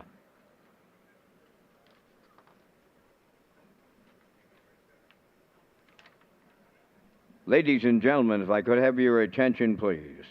The management and staff with Red Shores, the PEI Standardbred Horse Owners Association, and the PEI harness racing industry would like to pass along our deepest condolences to the family of Urban Rabbit McDonald. Rabbit was a former horse owner, a huge supporter of harness racing, and a friend to all. The simulcast room will not be the same. Friends and fans in Prince Edward Island and across this country pass along our condolences. Our harness racing family is sending our thoughts and prayers at this difficult time. Ladies and gentlemen, we ask you to please rise for a moment of silence for the late Urban Rabbit McDonald.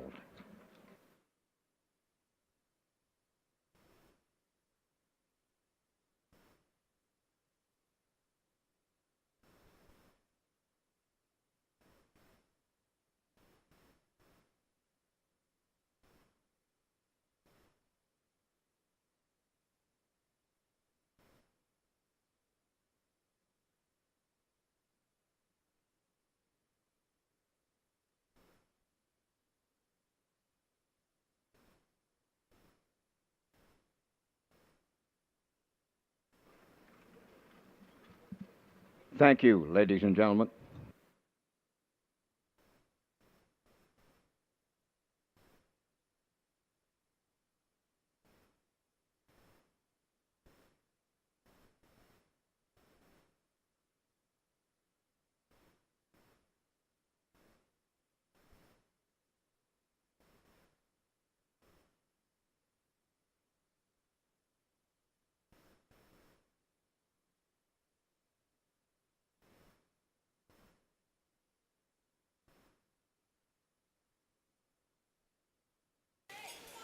Back out to the track we go for race 6. Now winners 401 last 4. This guy dropping in class, the 2, Macho Phil on the screen right now. Mark Campbell is driving for his son, Landon Campbell. Ali Campbell is the owner from Charlottetown. And this guy's been dropping down the class ladder. If you look down his lines, he'd been racing at the 19:01 level, was a good second. The next start on the class drop at the 13:01 level, 58-4, and then he hasn't been able to find his groove this year. He's got one second place finish from 8 starts after winning 5 races last year from 27 starts, banking over or almost $12,000 last year. So from the inside post, I'm guessing Campbell will be setting up shop on the front here. He does have that good early speed, and he's coming off a trip in 55-3, but unfortunately at that 7:01 level, that class went in 53-3, and so Macho Phil drops another level.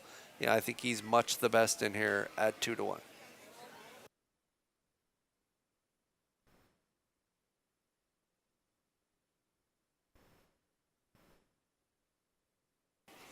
Another class dropper is the 1 JK Express, and he loves a helmet to follow and should get it here from the rail. Maybe he follows along behind Macho Phil. David Dowling will drive. Ford trainer James Perot of Stratford is the owner. He's coming off back-to-back 6th place finishes, so he's dropping down. But prior to that, he had a really good third, just beat 3/4 of a length, 57-3. And down at the bottom there, you can see he reeled off a couple wins, sharp trips, 58-2 and 56-4, both trips for the Maritime Magic Man. So Dowling's got a live mount here from the rail, 8-5.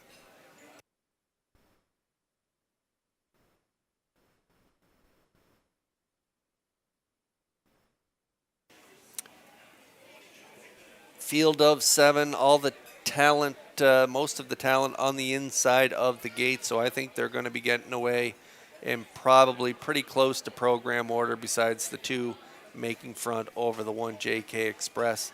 That's the way I see it setting up, so I think Roll Your Coin is probably going to get away in the 3-hole. I think the outside horses are going to give the respect to the inside and then grab leather off the gate and take back and let these 3 inside horses sit 1, 2, 3. Roll Your Coin coming into this race off a really good third and 57-4. He's drawn the outside in his last few starts. Post 7, 3 starts in a row.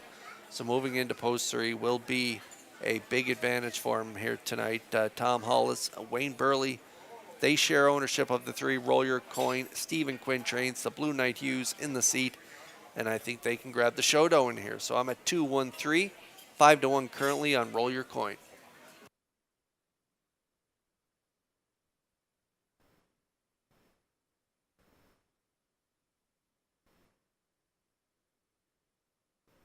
Starters for the 6th, lining up in behind the Metro Home Building Center starting gate. Back upstairs to Vance Cameron for the call. JK Express, Macho Phil, Roll Your Coin, Neptune Sealster. Here comes Emmett, Sports Royalty, and Love Matters Most. Top of the stretch.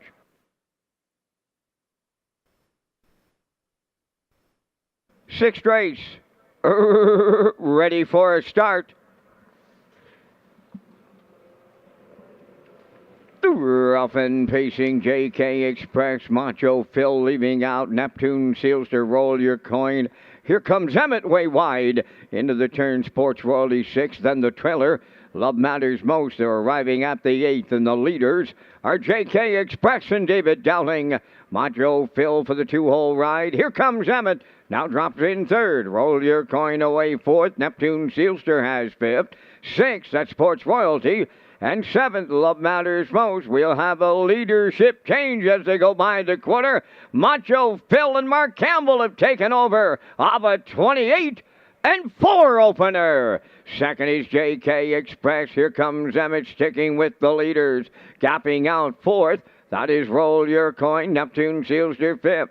Then it's Sports Royalty, followed by the trailer, Love Matters Most. They approach the opening half mile. Macho Phil is the midway point leader by 2. Second, that is JK Express. Here comes Emmett continuing 3rd. Roll Your Coin 4th. 57 3 was the half. That's another 28 and 4 quarter. They're arriving at 5/8. Macho Phil leading.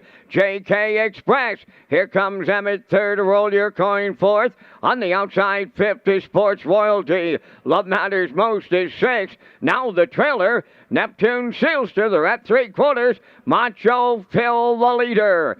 Racing from second, JK Express. 3/4 of a mile in 1:26 and 4 with an 8 left to go. Macho Phil, JK Express to the outside for the stretch drive. And then third is Here Comes Emmett. JK Express takes over late. Here comes Emmett, Macho Phil, JK Express on the line for Dowling. Here comes Emmett, rally second. Macho Phil third. 1:56.2.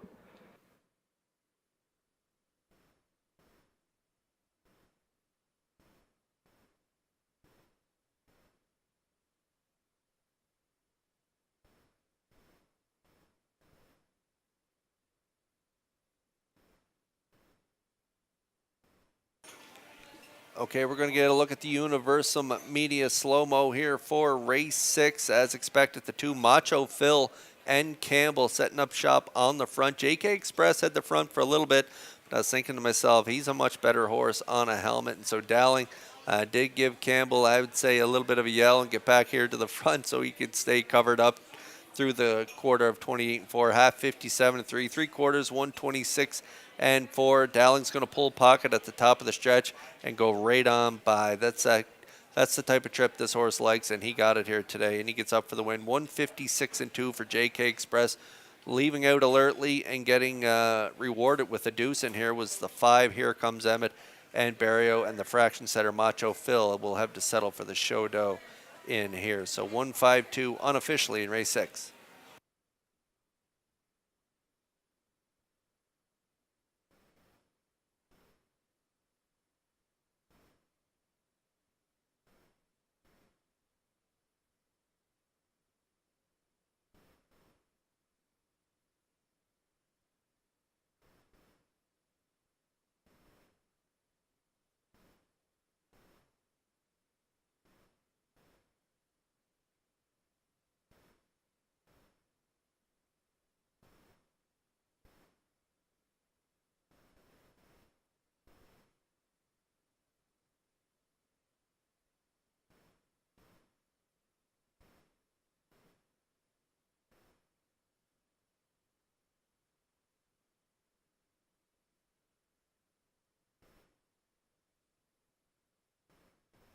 JK Express in the 6th race winner's circle. Bay facing gelding. He's 10 by Western Paradise.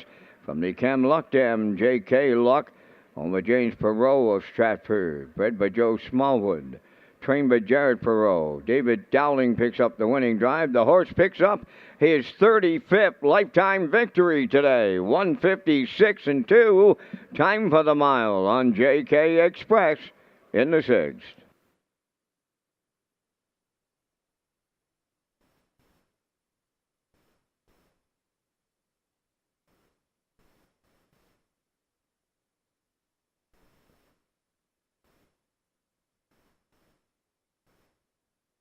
This race replay is brought to you by Symes Horse Transport. Based in Nova Scotia and with over 20 years of experience, Chucky Symes would welcome the opportunity to transport your horses when you need them moved.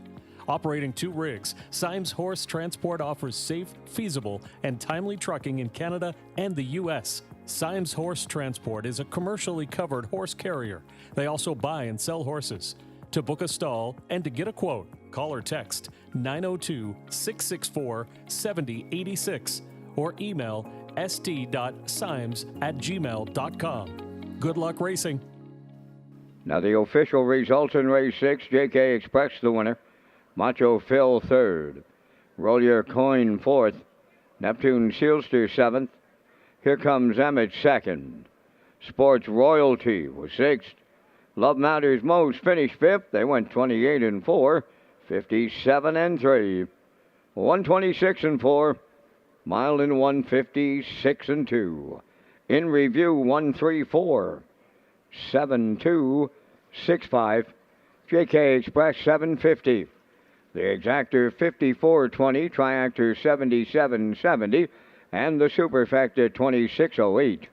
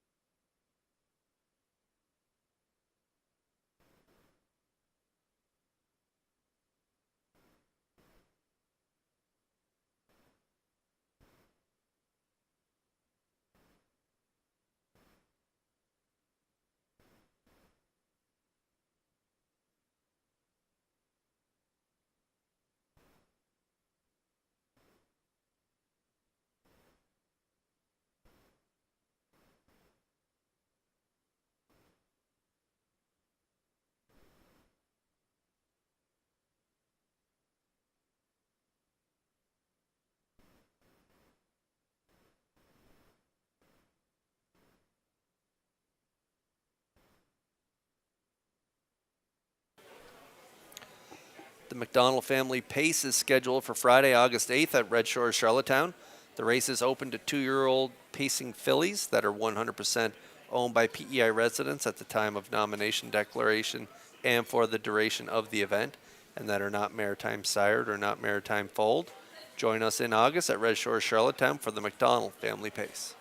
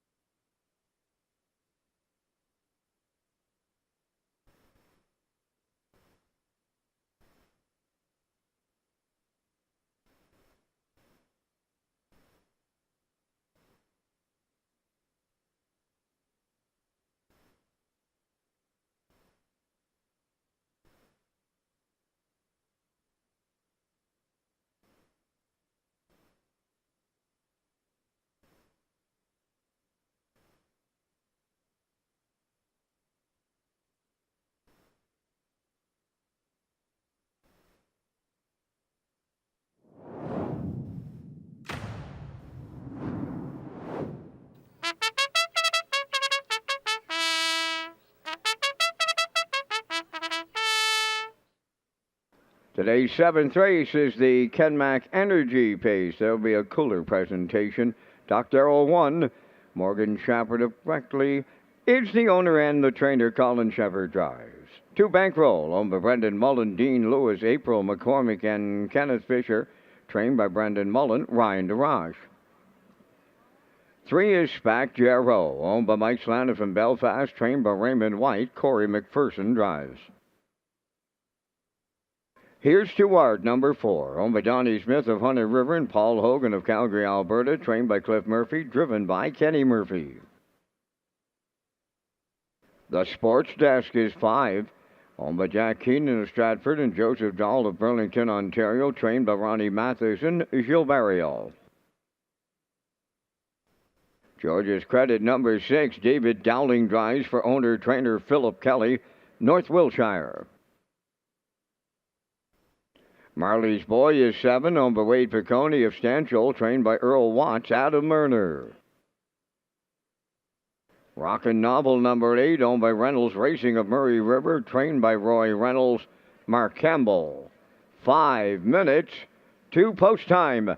Back down to Kurt Hughes at the HPI broadcast desk with the race day recap, presented by Metro Home Building Center. That's right, fans. Let's take a look at the race day recap presented by Metro Home Building Center. In today's first race, it was West Coast Kid and Corey McPherson from post 4. Corey put the pedal to the metal off the gate, getting to the front, 28-2, half 57-2, 3/4, 127-3, and he gets the victory in 157-2 in the 4.25. It paid a really good ticket. The 4 and 5 were both favorites, with the long shot 2 in there. Look at that try, 597.70. And then race 2, it was Bet on Evil, the 2-year-old gelding by Bet the Moon with the hobbles off, going free-legged from post 1. McGuigan put him on top at all calls. 30 to the quarter, 59-1 to the half, 129-3 to the 3/4, and they stopped the clock in 159 flat for a maiden breaking score for Bet on Evil. 156 try. It paid $26.40. And then in race 3, Evil Lou, morning line choice, was scratched down to a field of 7. DJ Mustang left out early, 3 wide to the quarter, got to the front and then released Shane Stream, who made that break at the top of the stretch. DJ Mustang inherits the lead. He's going to drive off for the victory in 154. It was a new speed badge for DJ Mustang and Campbell as they deliver in race 3. 582 try. It paid $100.20. And then in race 4, the Tulsa King from the rail. Mike McGuigan again out of his stable, using the rail to his advantage, setting up shop on the front through fractions of 28-4, half 58-4, 3/4, 128-2, kicks home in 29 flat for the win in 157-2, and that's a new pacing record for the Tulsa King in race 4. 126 try paid $277.70. And then race 5, it was the Mylene Carr Memorial, and this was a real good race. The one Friar, Voltaire, and Sweet used the rail to their advantage as well. The rail holding up well here today. On the front end, 56-3 to the half, 127 to the 3/4, kicked home in 29 flat for a new pacing record of 156. And take a look at that super high 5, 137.92. The 20-cent ticket paid $297.60. And then race 6, we just watched the pocket trip from JK Express pay off. They tracked along in the 2-hole following Macho Phil down to the half, 57-3, 126-4. And they pocket pop at the top of the stretch, and they get the win in 156-2. JK Express and Dowling win the 6. Here comes Emmett is second, and Macho Phil third. 152 paid $77.70. And that's a look at the race day recap presented by Metro Home Building Center.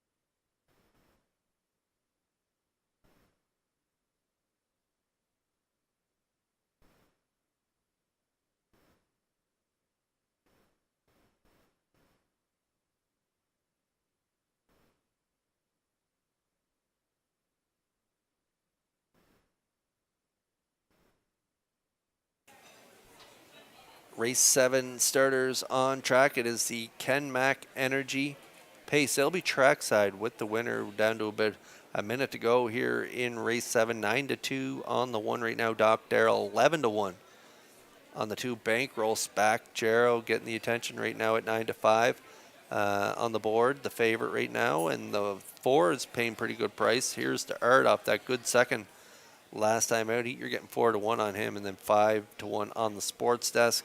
I think he's got a really good shot in here as well. George's Credit, long odds at 14-1 off a real good third, and 55-2 last time out. Long shot on the outside. Marley's Boy. This one had a qualifier in 2:03 prior to that, making some breaks, so maybe just a trip around here trying to get a flat line for the long shot at 26-1. And then on the outside, the 8 Rockin' Novel coming into this race off a big win in 56-2.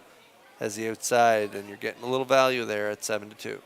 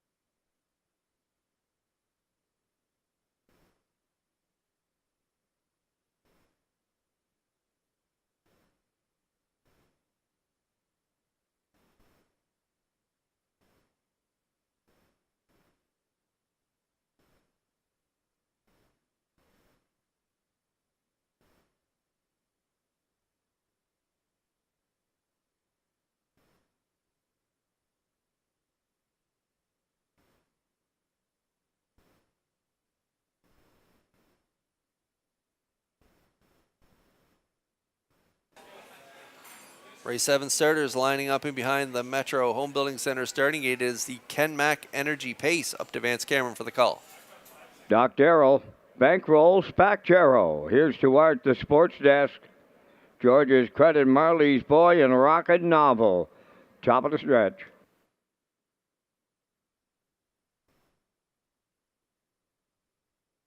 Ready for a start.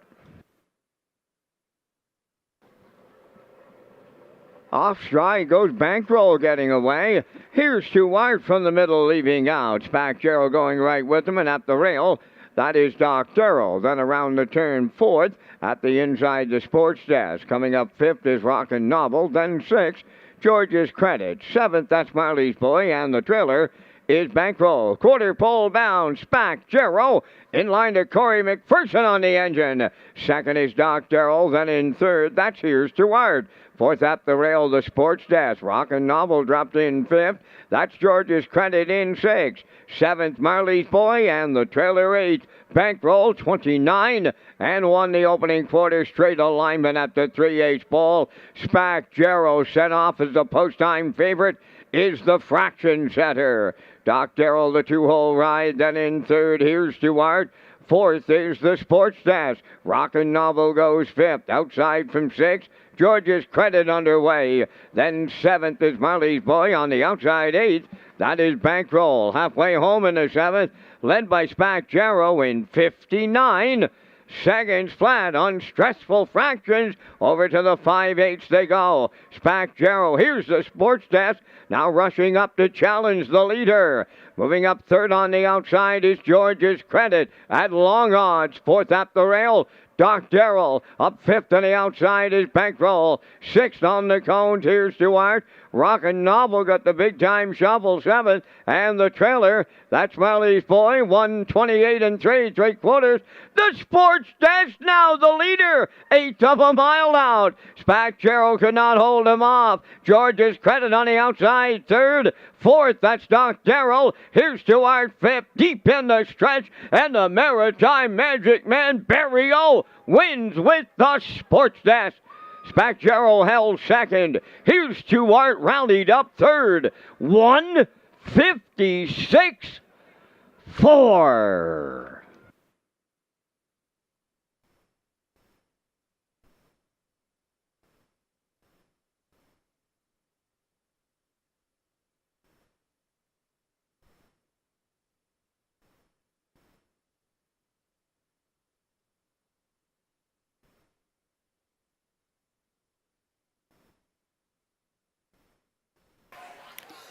Well, he was close in his last two starts, and the sports desk does get the victory here. First up on Spacchero, soft half, 59, three-quarters, 128 and 3. Back half, 57 and 4. Barrio sitting chilly down the lane, getting the win with the sports desk in 156 and 4. Spacchero is second and rallying up on the outside as the 4. Here's to Art to round out the top three in the Kenmac Energy Pace. The winner is the sports desk and Barrio. They'll be in the winner's circle with Kenmac Energy next.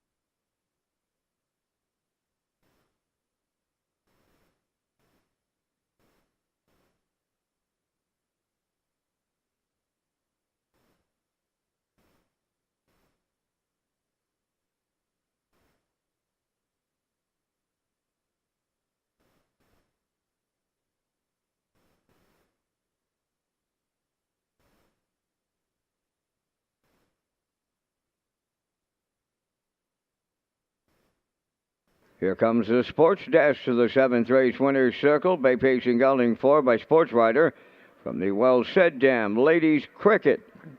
Owned by Jack Keenan of Stratford and Joseph Dull from Burlington, Ontario. Trained by Ronnie Matheson. Jill Barrio will drive him to victory. The miles in 156 and 4. The sports desk in the 7th down at trackside with the cooler presentation. Joining us today, our friends from Ken Mack Energy. The sports desk for Barrio and Matheson, 156 and 4.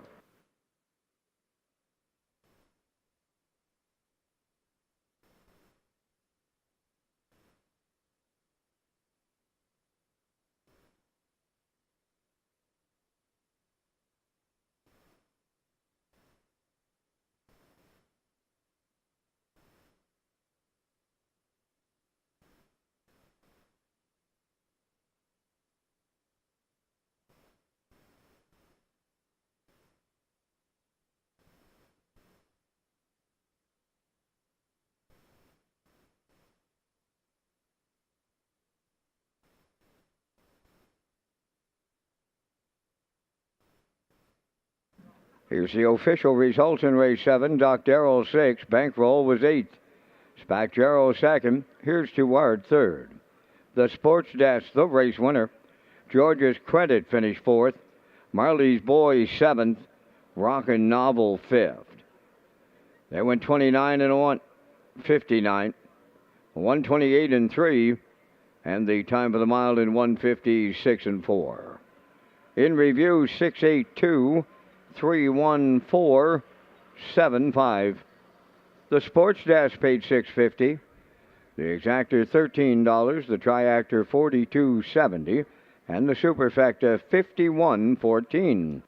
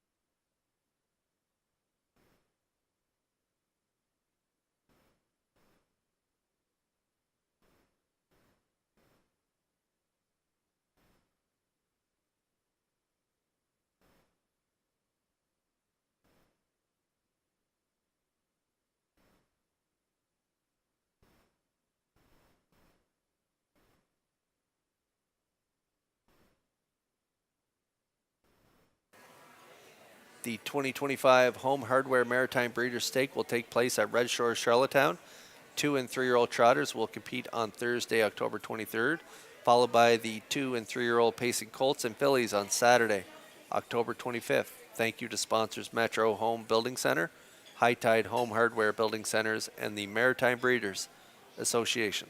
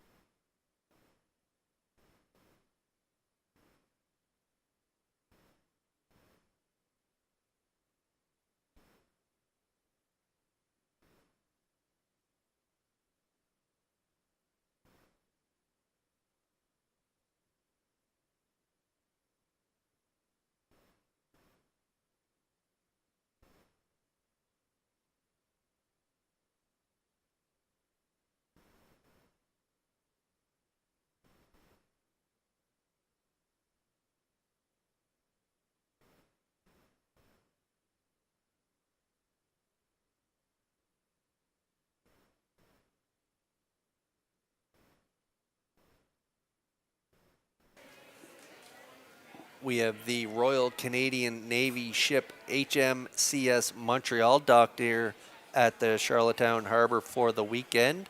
And we got a couple sailors with us this afternoon here at Red Shores. and a special happy birthday shout out to one of them, Breed. Happy birthday to you, and a special welcome to Zach. Thanks for joining us, and thanks for all you do for us as well. We hope you have a wonderful afternoon here at Red Shores. Here's an update on that 50-50 draw. It's $1,800 right now going to the winner, and this is your final call and your final chance to get in on today's 50-50 draw. $1,800 at this time going to the winner. Last call to purchase a 50-50 ticket.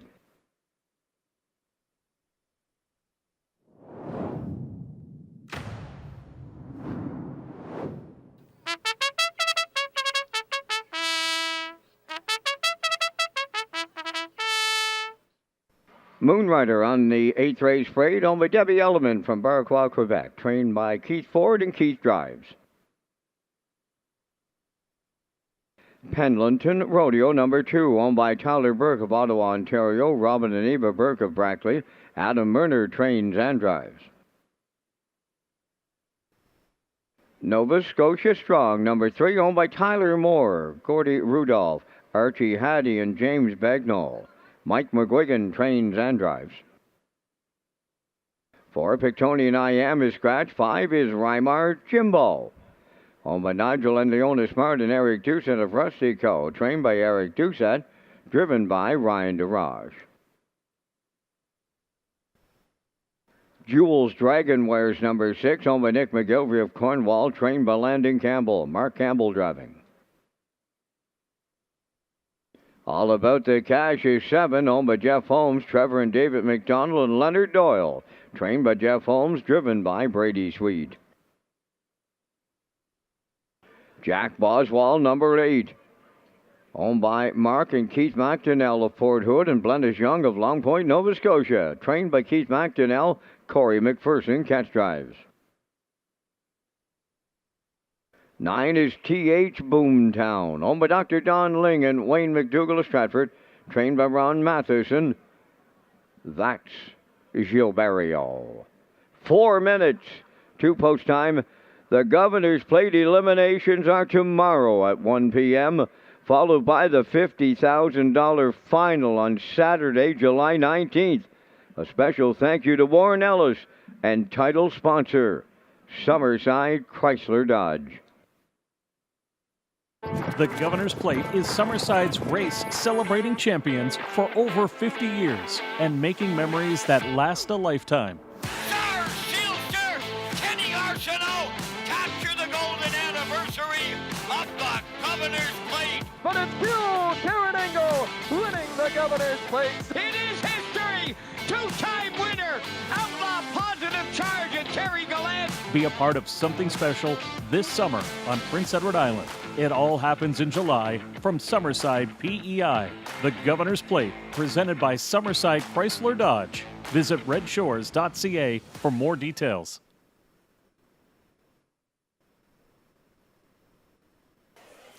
Should be a great week of racing in Summerside next week, and it all kicks off tomorrow with the Governor's Plate eliminations. First race post is 1 p.m. The eliminations for the Governor's Plate take place in races 8 and 12. The field in race 8, which goes postward at 3:06, has Island Beach Boy on the rail, Middleton Terror 2, Twin B Tough Enough 3, Tony Too Tall 4, B2B 5, Roll'em 6, from post 7's Little Leroy, and from post 8 is Salzbrook Ian, and then in the finale tomorrow afternoon goes around 4:18 p.m. That Governor's Plate elimination has all bets on Tex on the rail, Save America 2, Like a Glove from post 3, Bounty Hunter from post 4, Blood Money post 5, Marigo Magic from post 6, Mickey Shan from post 7, and High Voltage Dale from post 8. So it should be an excellent afternoon of racing. We also have the Ruby Chapel Memorial tomorrow afternoon, and that comes up in races 6 and 10. So it should be just a great day of racing. And again, first race post is 1 p.m. tomorrow in Summerside.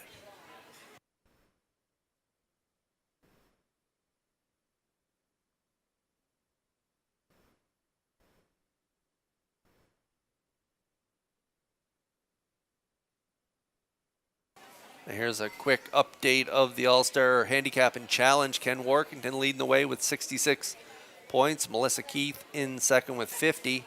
And Garnet Barnsdale right now in third place with 45 points.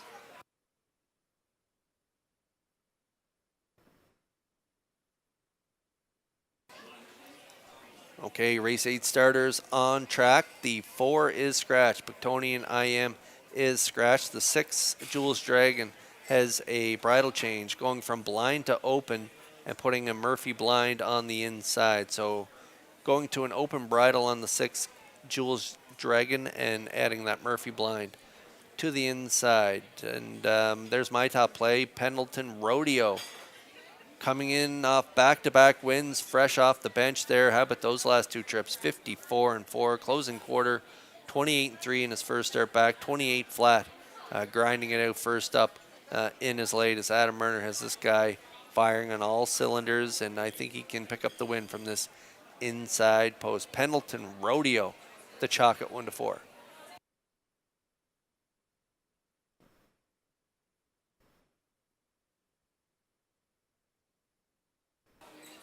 Holmes and Sweet, they've been on fire lately, and they got a good shot in here with All About the Cash coming in off a big win, 53-2 at the 16:01 level. So moving up 1 level to the 19:01s here tonight, getting a little help at the draw, moving in 1 spot to post 6. All About the Cash. Brady Sweet, they could go back to back. Currently pretty good odds at 5-1.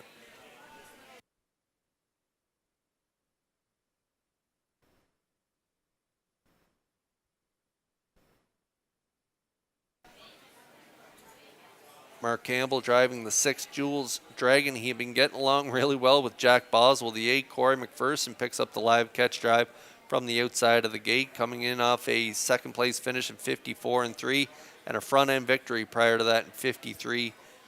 This 4-year-old son by Tobago K's very versatile. So Corey's got lots of options. If he catches some live flow, he could definitely hit the top 3 in here. He's having pretty nice 4-year-old campaign, which can be pretty tough after leaving the stakes and racing age company, but he's handling it well at 12-1.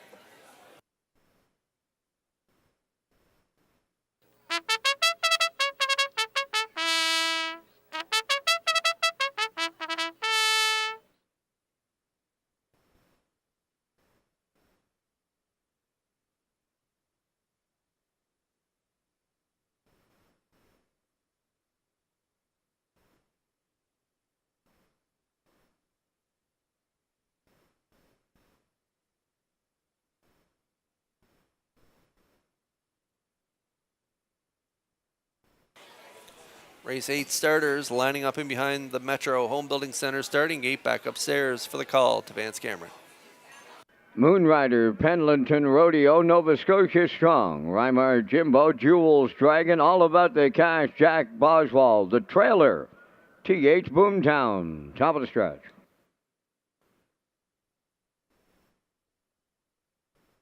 Here they come. Rough and pacing, Pendleton Rodeo firing out along with Jules Dragon. Moonrider at the rail 3rd. 4th from the outside. All About the Cash, TH Boomtown is followed through 5th. Then 6th is Jack Boswell.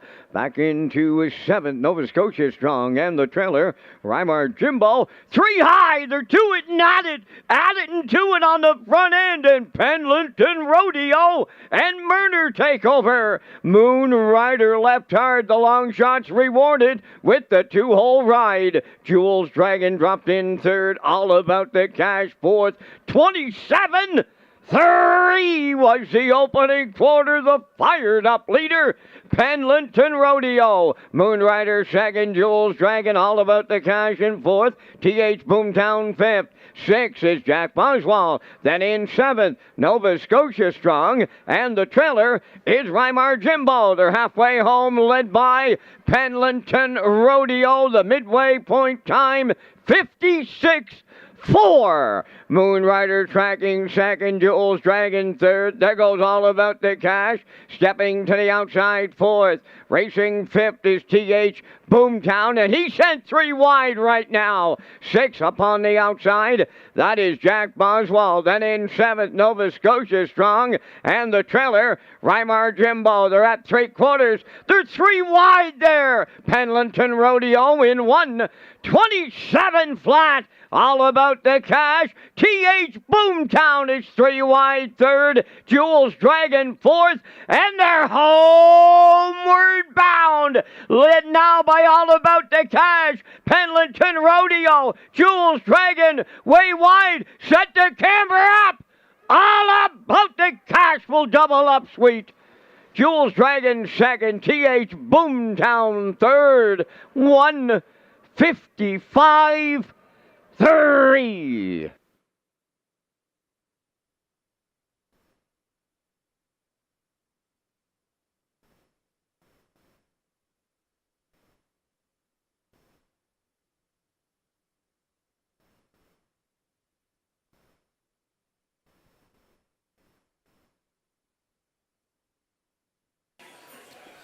What a gutsy effort here from the 7 All About the Cash, coming in off that big win in 53-2 last time out, jumping up to the 1901 level here. I thought the outside post may be a little tough on him, so I put him in for the place spot, but what a gutsy performance on the outside. The 2 put up the fractions early, Pendleton Rodeo and Murner, half 56 and 4. Down at 3/4, 127. Murner took a look over his shoulder, saw this guy coming in hot, and put the pedal to the metal, but really no response. Couldn't answer the call from All About the Cash, and Sweet and All About the Cash going to go right on by in the stretch for a big win, 155 and 3 for All About the Cash and Sweet, as they do go back to back. Pretty nice price on the nose, $14.20 a ticket if you like them to win. Congrats if you connected. The 6, Jules Dragon, second at long odds, and the 9 in there for third at 7-1. 7, 6, 9. This should pay a really nice try with the favorite out of it here in race 8.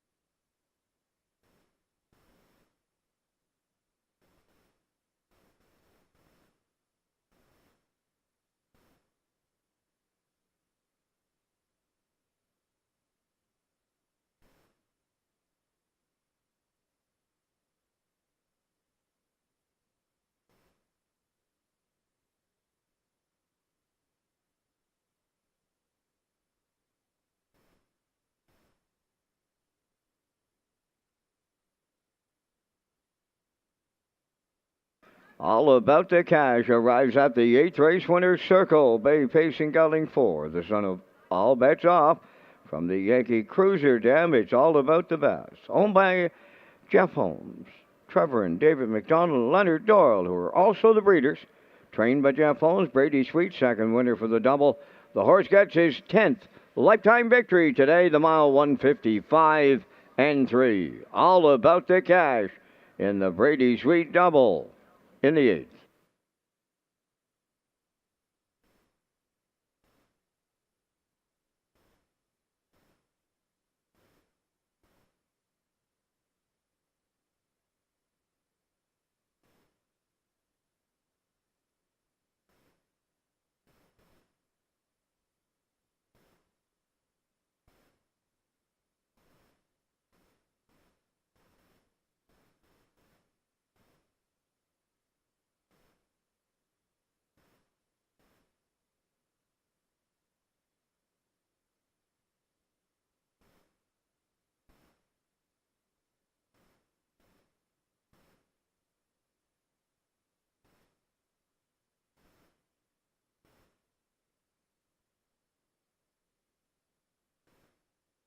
Here's the official results from race 8, Moonrider 6.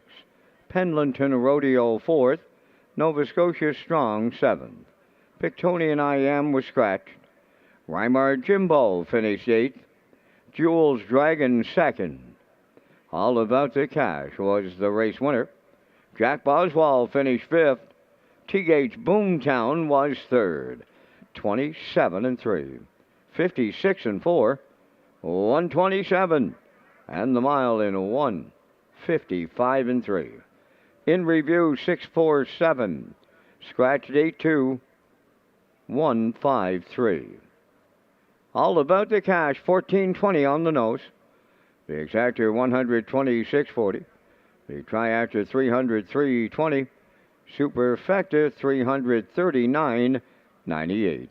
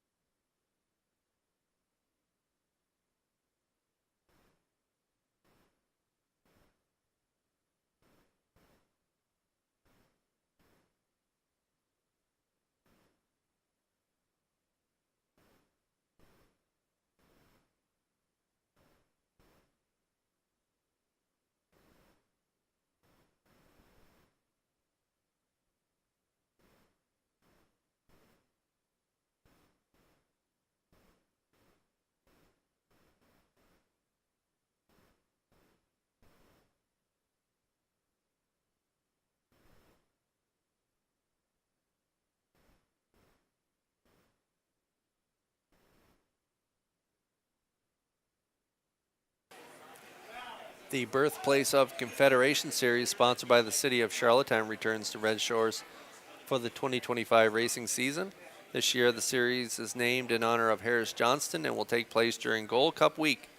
The eliminations are scheduled for August 9th, followed by the consolation and final on Saturday, August 16th.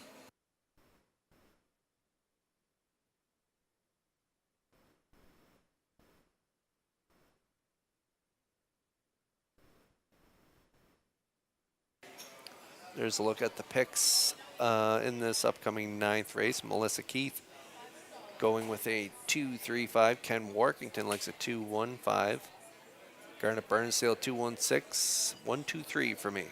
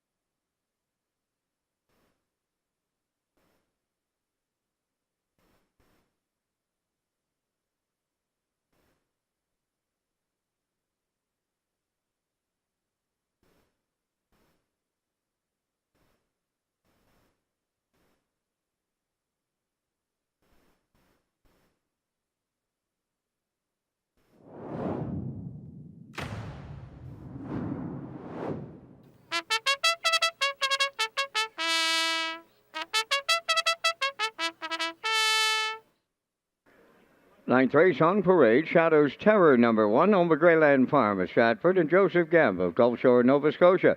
Trained by Lenny Myers, Ryan DeRoss drives. 2 is J.K. Last Chance, owned by Dan McIsaac of Charlottetown. Kenny Arsenault trains and drives. Keeper floored number 3, owned by Wendy McRae of Belfast and Chris McRae of Darlington, trained by Roger McRae, Mark Campbell. Proud of you today, number 4, owned by Douglas and David Neal, Keith Ford and Ben Matheson. Keith Ford trains and drives.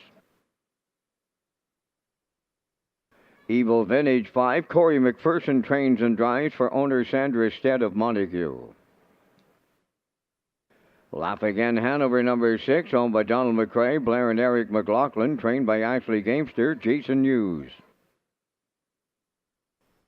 Leaving Bruises number 7, owned by Basil Hunter and Douglas Molyneux of Stratford. Basil does the training, and the drive goes to Brady Sweet. 4 minutes. 2 post time. The Atlantic Classic sale is scheduled for Friday, October 10th at the Crampo Exhibition Grounds with an 11:30 a.m. start time.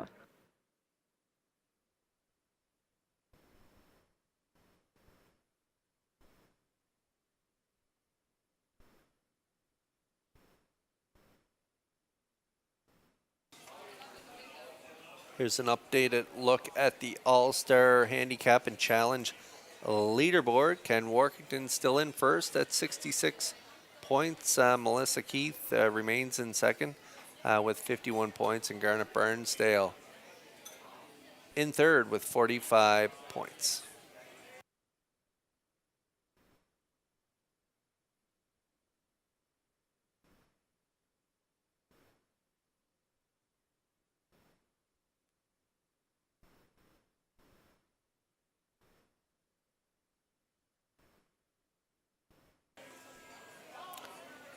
There's a look at my top play for the upcoming 9th race. Shadows Terror coming into this race off back-to-back wins at our bottom level. Did a little double dipping at the bottom level and capitalized. 2 starts back on the front end last week. Had post 7, so did it from off the pace. 54-2, 2 back, 57-2 off a big half of 55-2 last time out. They were scorching early, and Shadows Terror picked up the pieces late in the mile to go back to back. They got the rail here again this time out. As you can see down there, they did have the rail 5 starts back, got away 4th, and that was at the non-winners at 26:01, ended up 4th, and look who he was racing. B2B, the JK Last Chance, and Sports Teller. He also raced Blood Money, Tony Too Tall, so he's been racing some tough company prior to dropping down to our bottom level, and so we'll see how they do when they move up in class here at the non-winners. 1,001 last 4, but with rail control, I think he has enough gate speed to be forwardly placed, and so I'm going to take a shot at him here at 7-2.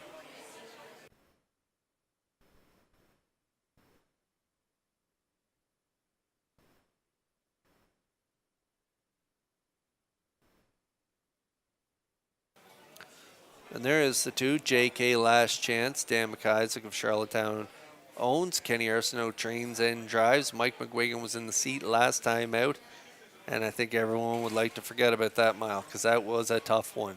He was 3 wide to the opening quarter, parked the rest of the way. A real tough outing for him. Race timed in 56-1. Prior to that, though, he shows pretty nice lines. That bottom line from an inside draw is a real sharp effort. Win on the front, 54-4. So 16:01 level last time out, real tough outing. So he drops a couple classes. The class relief should help him with this inside post, and I think he bounces back with a big effort here tonight. Even money.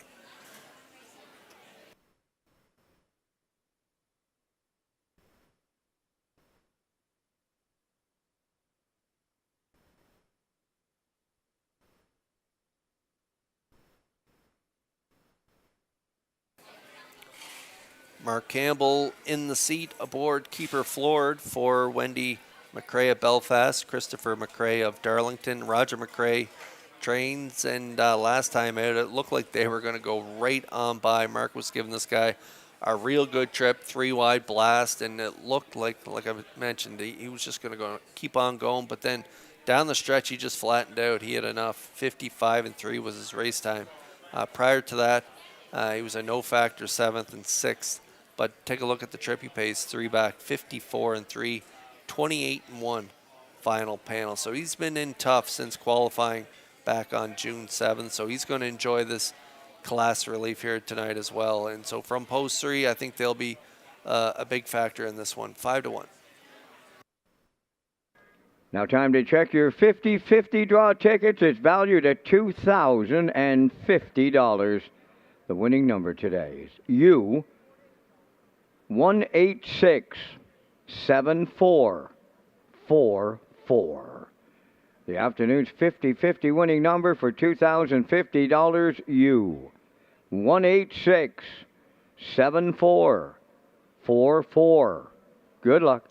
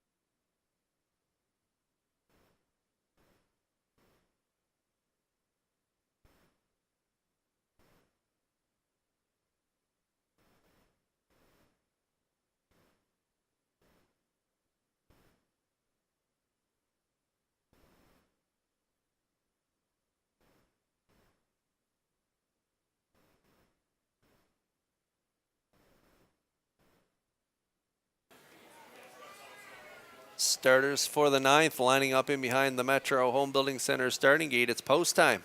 Back upstairs to Vance Cameron for the call. Shadows Terror, JK Last Chance, Keeper Floored. Proud of you today, Evil Vintage. Laugh Again, Hanover, and Leaving Bruises. Top of the stretch.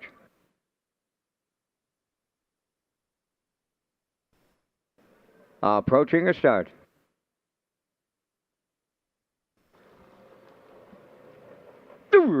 Up and pacing, JK Last Chance, the first one out. Keeper Floored, second. Proud of you today. Way wide around the turn is Evil Vintage. Along the rail, Shadows Terror. Then to get away sixth along the inside is Laugh Again Hanover, the trailer. Leaving Bruises up the backstretch for time 1. They're led to the quarter by JK Last Chance and the veteran Kenny Arsenault. Tucked away second is Keeper Floored. Proud of you today. Checked in third. Then fourth is Shadows Terror. Evil Vintage goes fifth. Into the turn, Laugh Again Hanover 6th. Followed by the trailer 7th. Leaving Bruises 28. And 2 opened it up. Straight alignment as they move off the turn. They straighten down the stretch. They have the half mile in their sights now. JK Last Chance on the point. Keeper Floored, the 2-hole ride. Proud of you today, third. Shadows Terror is fourth. Evil Vintage fifth. Laugh Again Hanover 6th. Leaving Bruises 7th. They're halfway home, led by JK Last Chance in 57 and 3. Keeper Floored tracking in the 2-hole. Proud of you today around the turn, third. Shadows Terror is tipped out from fourth. Racing to the outside, fifth is Evil Vintage. On the cones coming through sixth. Laugh Again Hanover. And Leaving Bruises trailed. 3/4 comes next. JK Last Chance getting them there. Keeper Floored along the rail second. Shadows Terror the outside third. Proud of you today. On the rail for off stride. Keeper Floored jumped it off. 3/4 in 1. 27 and 1. It's all JK Last Chance turning for home. Second, Proud of you today. Shadows Terror on the outside. JK Last Chance romps for Kenny Arsenault. Shadows Terror was second. Proud of you today will finish third. Time for the mile, 1:54.4.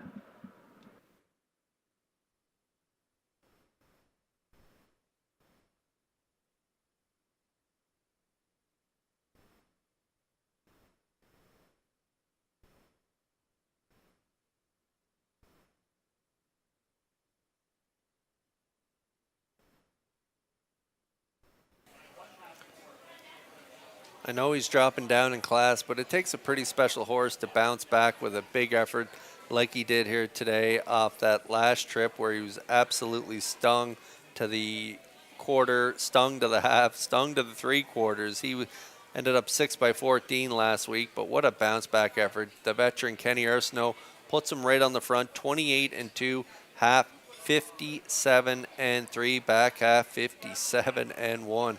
Look at the 3/4, 127-1. He closed it out in 27-3 for Wicket Mile and 154-4. JK last chance with a big bounce back effort to win the ninth here at Red Shores.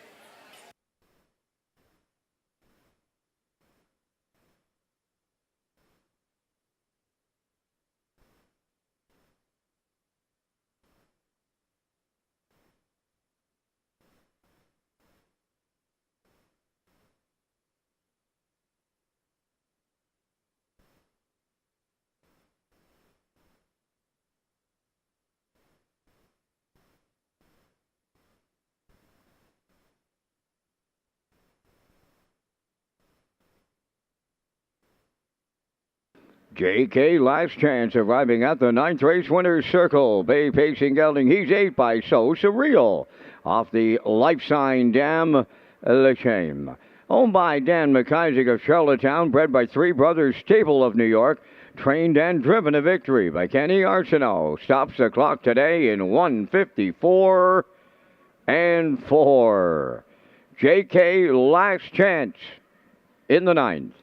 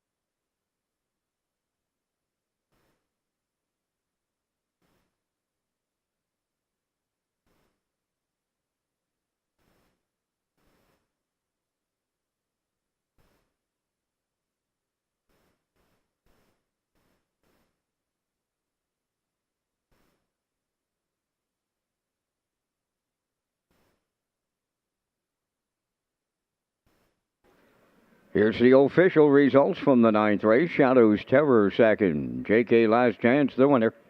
Keeper Floored seventh. Proud of You Today third. Evil Vintage fourth. Laugh Again Hanover finished fifth. Leaving Bruises was sixth. They went 28-2, 57-3, 127-1, and the time for the mile in 154-4. From the top, your program reads 217-3456. JK Last Chance paid $270 to win. The exactor was $850, the triactor $62.80, and the superfecta paid $92.41.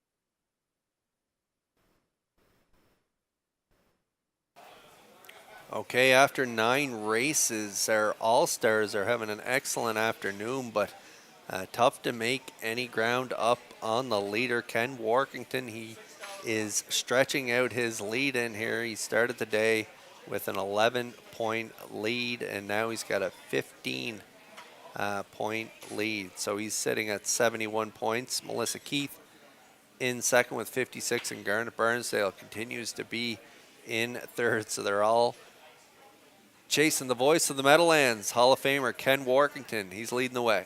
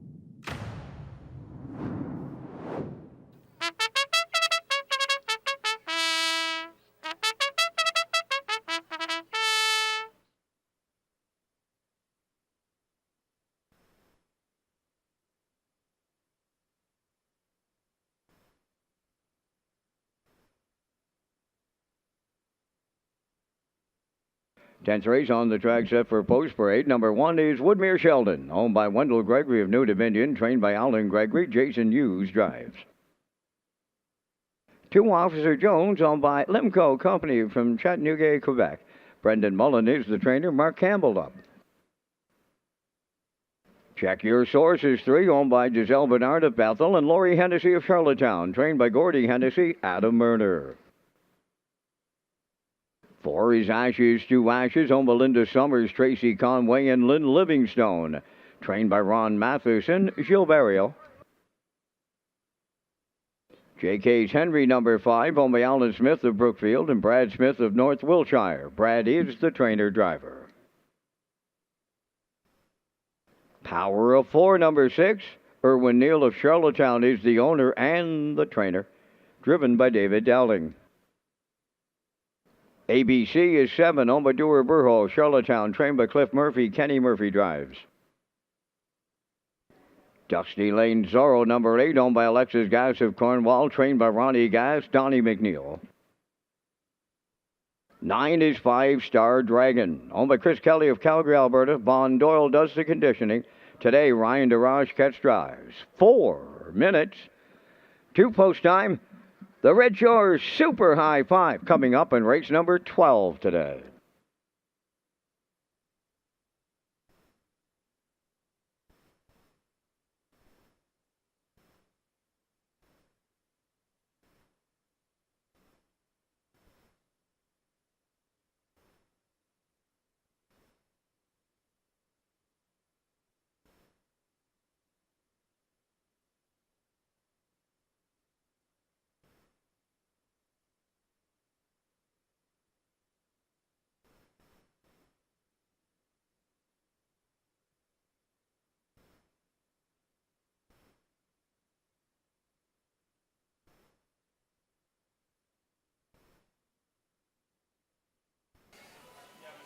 We had a pretty nice Super High 5 payout in race 5 this afternoon. And again, as Vance mentioned, Super High 5 coming up on the last race, race 12.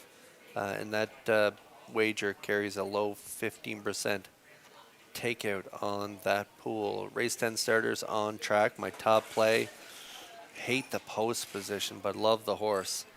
Dusty Lane Zorro. Alexis Gass of Cornwall is the owner. From post 8 here this afternoon, Ronnie Gass training, and Donnie McNeil, regular pilot, on board for the steer. Post 5 last time out, got away 8 by 13. So he's no stranger to getting away at the back, but he always gives a real good effort on the back half. And last week he really rallied strong, finishing third, 56-4. A nice effort, 29-3 final quarter.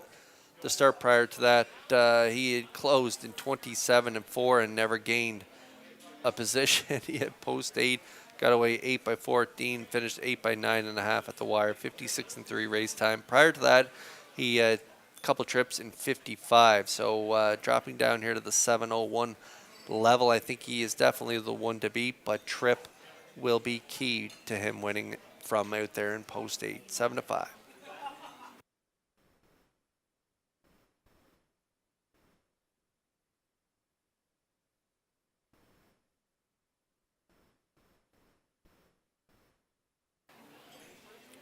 There's a look at the veteran Ashes leaving at a post 4, scoring out for Gilberto. And this one had been racing up to the 13:01 level the last 4 starts. Prior to that, nice victory down there at the Non-Winners 1001 last 4, 58-2. Race time to 56 and change in his last 2. Drops down to the 7:01s here tonight. If you don't want to play the 8 on the outside of the gate, here's another good option. This guy is 31 lifetime wins and could get win number 32 from this inside post. 3-2 currently.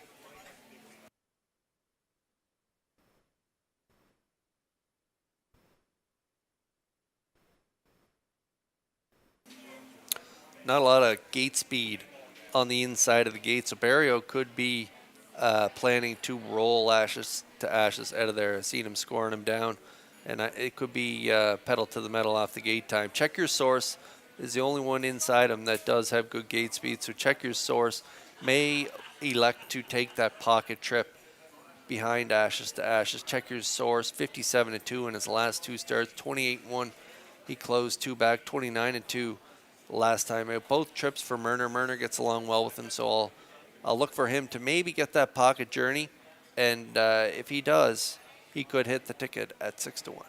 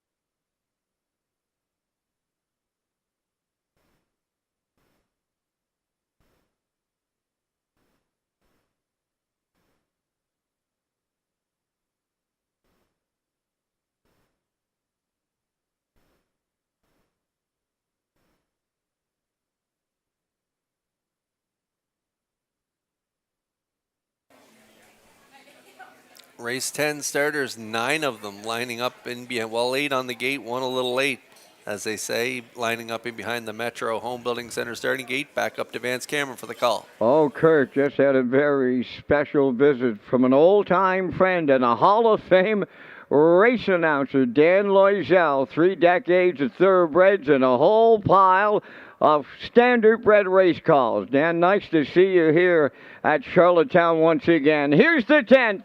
And it's post time. Up and pacing, Check Your Source, and Ashes to Ashes leave out. JK's Henry going right with them, 3rd into the turn. To get away 4th is Woodmere Sheldon, following through from 5th. 5-Star Dragon, 6th is Officer Jones. Then in 7th, Power of 4. ABC is 8th, and the trailer 9th. Dusty Lane Zorro, straight alignment in a field of 9 going to the quarter. Led there by Ashes to Ashes and Barrio. Second is JK's Henry. Third up the rail, Check Your Source. On the cone, Woodmere Sheldon goes fourth. They went 29 seconds flat to the quarter. Fifth one around the turn is 5-Star Dragon. Then in sixth, down on the inside, moving off the turn and straightening down the stretch they come towards the half mile. On the point, Ashes to Ashes, getting them halfway home. JK's Henry second, Check Your Source third. Fourth is Woodmere Sheldon, 5-Star Dragon fifth. ABC starts the backfield in motion sixth. On the outside, 7, Dusty Lane Zorro. Officer Jones is eighth. On the outside, ninth. Power of 4, 58. 3 was the half. Up the backstretch they go. Second and final time now. And here comes the 3/4. Ashes to Ashes will lead them there. JK's Henry is second. Right with the leaders. Third is Check Your Source. The gap to fourth. ABC moves there. Then in fifth, it's Dusty Lane Zorro. Power of 4 is picked up sixth. 3/4 in 1. 27 and 4. And they're headed down the home stretch now. Ashes to Ashes, looking mighty good to take them all the way. JK's Henry closing up at the rail. On the wire next. Ashes to Ashes needs the line. JK's Henry is right with them. It's picture time, and it is close. 156 and 1.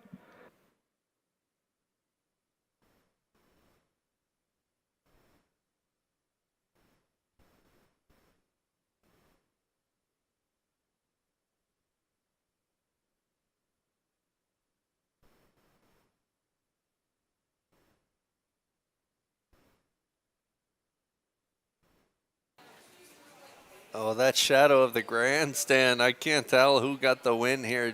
Both horses race good, sitting 1-2. That's Ashes to Ashes on front for Barrio. Quarter 29, half 58 and 3. Had things his own way on the front end, 127 and 4. Barrio kicked it up a notch, and he's trying to hold on for the victory. But the pocket sitter, JK's Henry and Smith, they're upset-minded. They're coming in off a win themselves last time out, 156 and 4. And tonight, it's close on the line, whether the 5 gets up the inside or the 4 hangs on. Time of the mile, 156 and 1. We'll wait to see the results of the win photo. It's still not posted. Excellent finish here in race 10.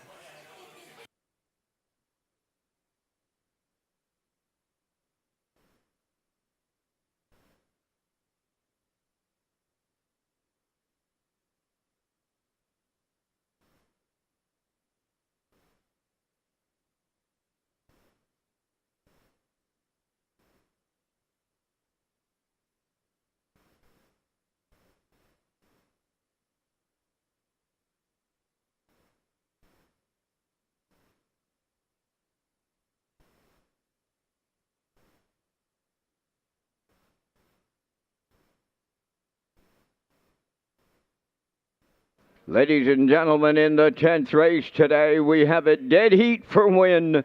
Ashes to Ashes and JK's Henry have landed on the wire together. Ashes to Ashes, JK's Henry first in the dead heat.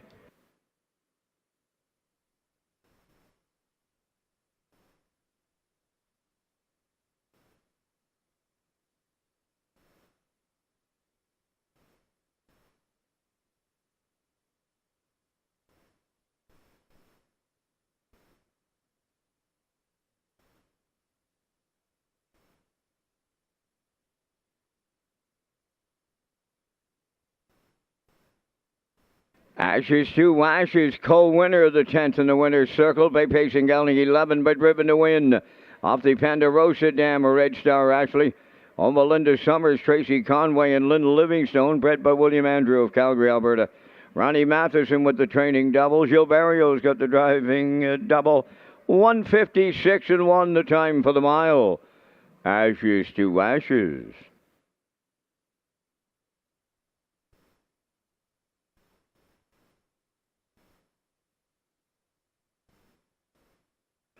And here comes the co-winner in the 10th race. And Brad Smith, he never gave up on his horse today, and he drove him right to the end, and he drove him to the winner's circle here in race number 10. J.K.'s Henry, bay facing gelding 5 by J.K., end of an era. From the Sand Shooter Dam, Sandy's Golden Hour. Owned by Alan Smith of Brookfield and Brad Smith of North Wiltshire. Brad training and driving.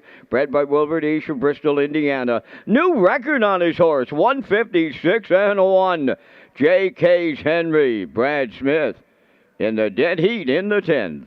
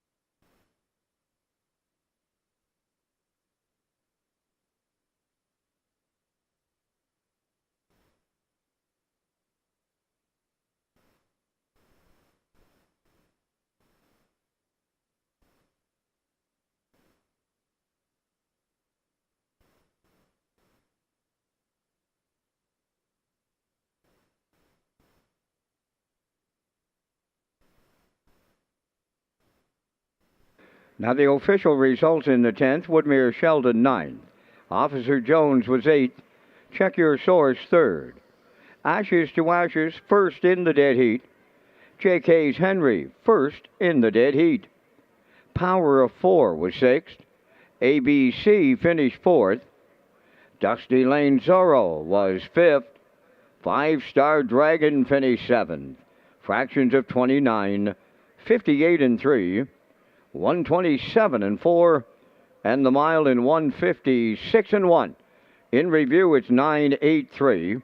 1 dead heat, 6-4-5-7. Ashes to Ashes paid $230. J.K.'s Henry paid $560. The 4-5 exactor $960. The 5-4 was $1760. The 4-5-3 triactor at $60.90.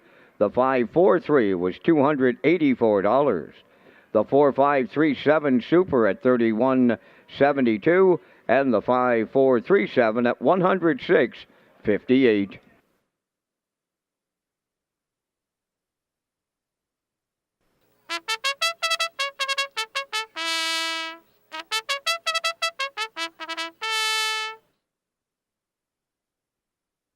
11th race on the track for the post parade. Sunny Black, number 1, is owned by Perry Burke of Grosse Isle, Quebec, trained by Trevor Hicken. Miles Heffernan drives. Early Play 2, owned by Tommy Collings of Mount Stewart, trained by Jeff Holmes. Brady Sweet. 3 is Tradition, owned by Giselle Bernard of Bethel and Laurie Hennessy of Charlottetown, trained by Gordy Hennessy. Adam Murner drives. 4 is Avatar J, owned by Darren Smith of Rocky Point and Jody Sanderson of Cornwall. Darren Smith does the training and driven by Jason Hughes. 5 is House Edge Hanover, owned by Everett Hanson of Majorville, New Brunswick, trained by Ron Matheson. Gilles Barrio drives. 5 minutes to post time. Kurt, you and I are coming back with our selections here in race number 11. Again, we thank Results Marketing and Advertising for their presentation of the Vance Cam. And in the 11, you got to go to the 5. At least I have to. House Edge Hanover off that wire-to-wire victory in 153-1 the last time around. Avatar J, can't say enough about this 11-year-old stallion. He has just come right back to life. If you just take a look at the chart lines on him, he's simply incredible. I got him for the deuce. Too Early Play has been making a lot of noise since coming to PEI. I'll use him for the triactor. And I'll use the 3 Tradition for any kind of super effective players here in the 11th. And Kurt, what a treasure it was to be greeted with Danny Loisel, Hall of Fame, a race announcer, both thoroughbred and standardbred. And how about tomorrow at Summerside, Kurt? The weather says 27, 33 humidity, not a breath of air. I'm 65 and I'm not going to sleep a wink tonight in anticipation of an exciting Governor's Plate Elimination Day. Yeah, probably the deepest divisions I think we've ever had. The purse up to 50,000 brought in some heavy hitters this year. Save America looks like he's unbeatable right now, but the other New Zealand horse in there that went some big trips, he went a big back half for Mark Campbell in one of his wins. And so out there in post 7, Mika Shan also has a great chance. But B2B, he'll be right there as well. A lot of deep talent in those fields. I can't wait to watch it tomorrow afternoon. And you speak of Dan Loisel, I remember his calls at Woodbine Thoroughbreds. He even did, as you mentioned, a lot of the standardbred racing. But when you think of Woodbine Thoroughbreds, it's his voice you hear when you think of the Woodbine Thoroughbred action back in the day. So quite an honor to have him up there with you in the booth as we go out onto the track here for race 11 and pick up our top contenders. There's a look at our top play. House Edge Hanover, I like him on top as well. I'm going to throw in Avatar J, as you mentioned, Vance. He's been just rock solid in his last 2 closing quarters in 27-1 in his last 2 starts. And if Hughes stings House Edge Hanover off the gate and gets that 2-hole ride like I think he may be able to, he could pick up the win here. He's a slight choice on the board, and I'll throw in Early Play as well. So I'm at 5-4-2. The top class is out on track, so post parade just 2 minutes away.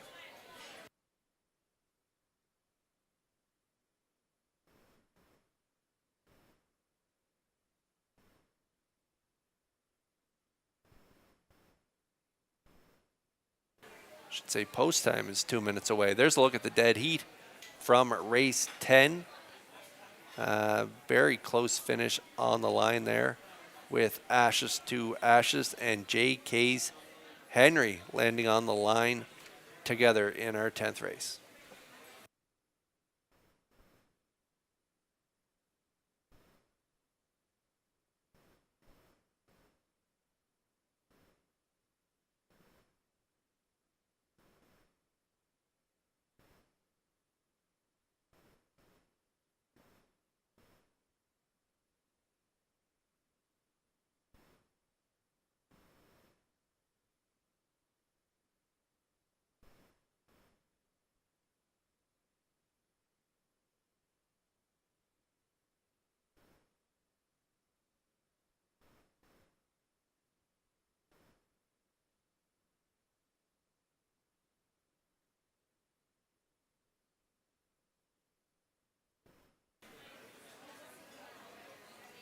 with the big boys in Summerside tomorrow. This is a pretty talented group in our 11th race feature.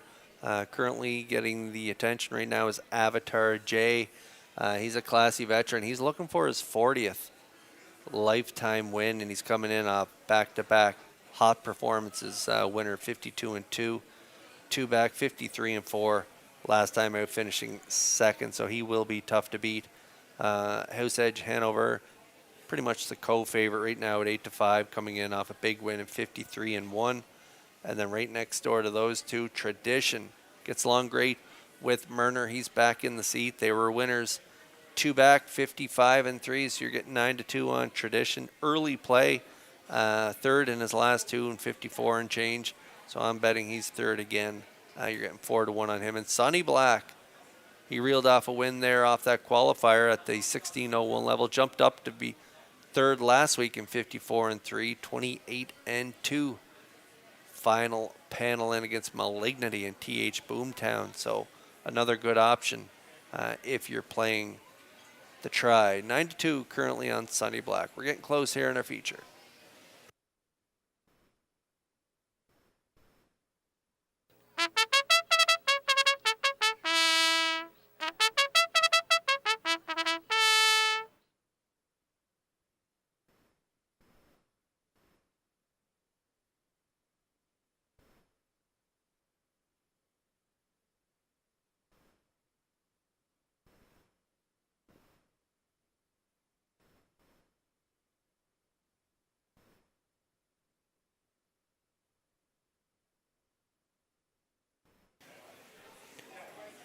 Saturday afternoon feature lining up in behind the Metro Home Building Center starting gate. Up to Vance Cameron for the call.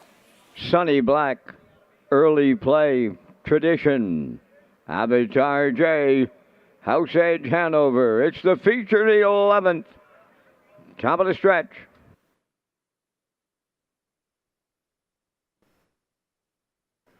Early play is off stride. He's going to be way back at the start. Down to a 4-horse race, and they're up and pacing, and Sonny Black will lead them out at the rail. Tradition second, 3 wide coming third is Avatar J. Racing from fourth is House Edge Hanover, and off stride in the backfield. Early play is out of it. Up the backstretch they go. Sonny Black, unfamiliar territory, right on the choo-choo, in line to Miles Sr. by almost 2. Second is Tradition, then in third Avatar J. Fourth is House Edge Hanover. They're rolling along, trailing the field. Early play, opening quarter, tripped in 28-1. Arriving at the 3/8, it's Sonny Black controlling. Racing from second, that is Tradition. Avatar J third, up with the leaders fourth. That is House Edge Hanover in the backfield, and he can't find the pace. Early play, they're halfway home, led by Sonny Black. 2-hole ride, that is Tradition. Third into the turn, Avatar J. House Edge Hanover continues fourth. Early play is fifth. 56-1 was the half. 28 seconds flat in the second quarter. They're going to 3/4 right now, led by Sonny Black. Tradition's under some urging second. Third up the rail, Avatar J. Fourth on the outside is House Edge Hanover. Early play continuing to run in the backfield. 3/4 of a mile in 1:24-2. 28-1 in the third, just an eighth of a mile out. Sonny Black the leader. House Edge Hanover picking them up and putting them down on the outside. Tradition third, deep stretch now. House Edge Hanover triples up Ronnie Matheson and Gilberto. Avatar J second, maybe Tradition third. Good trip for them. 1:52-3.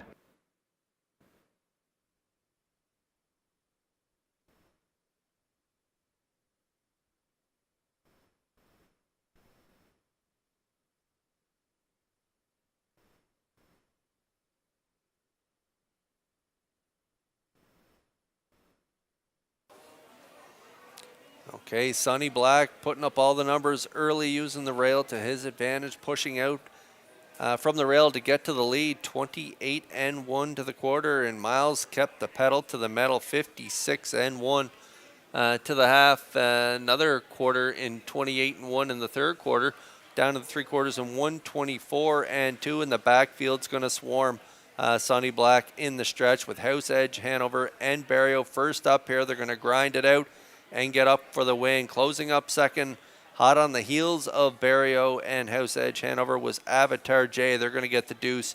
And then up the inside, I believe the 3 Tradition in there for third. I didn't early play, couldn't find his gate in post parade and out there on the track on the gallop again, and then just couldn't find his gate in behind the gate, and so he was right out of it at the finish. But big trip by the winner, House Edge Hanover, in 52-3.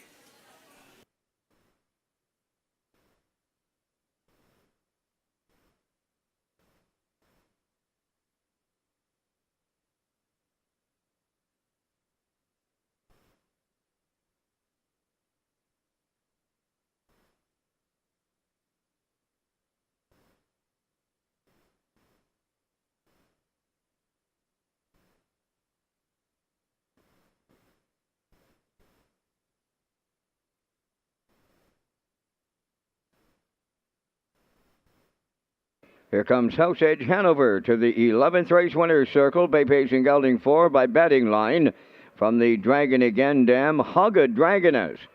Owned by Everett Hansen of Majorville, New Brunswick, bred by Hanover Shoe Farms. Trainer Ronnie Matheson triples up. And the Maritime Magic Man, Gil Barrio, will triple up today. And the horse has a new racing record of 152-3. House Edge Hanover in the Barrio Matheson triple.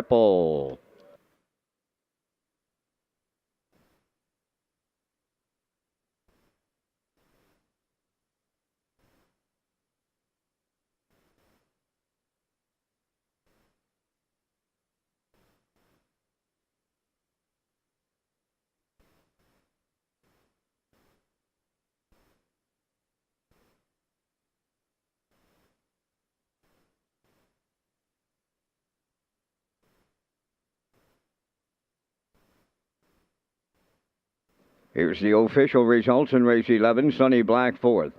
Early Play 5th. Tradition 3rd. Avatar J was 2nd.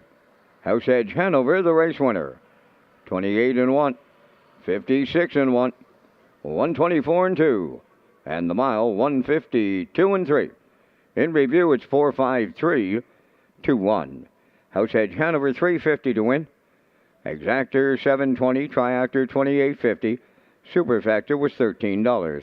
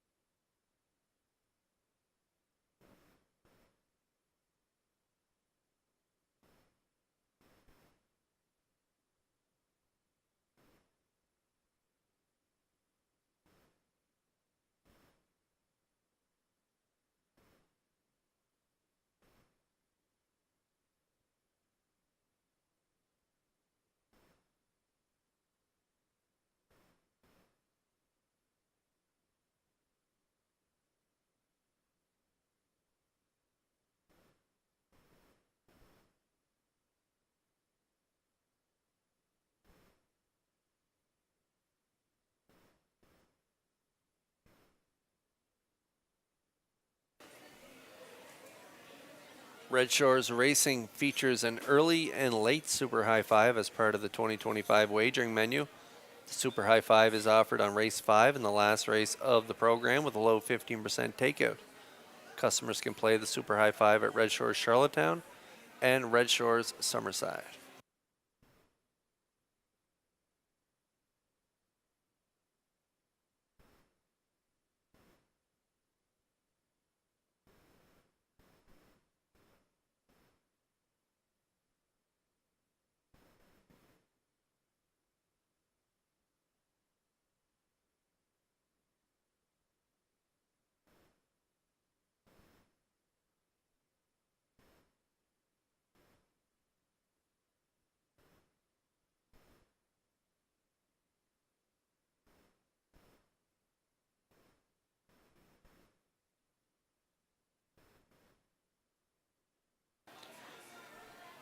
Okay, here's an updated look at the All-Star Handicap and Challenge leaderboard.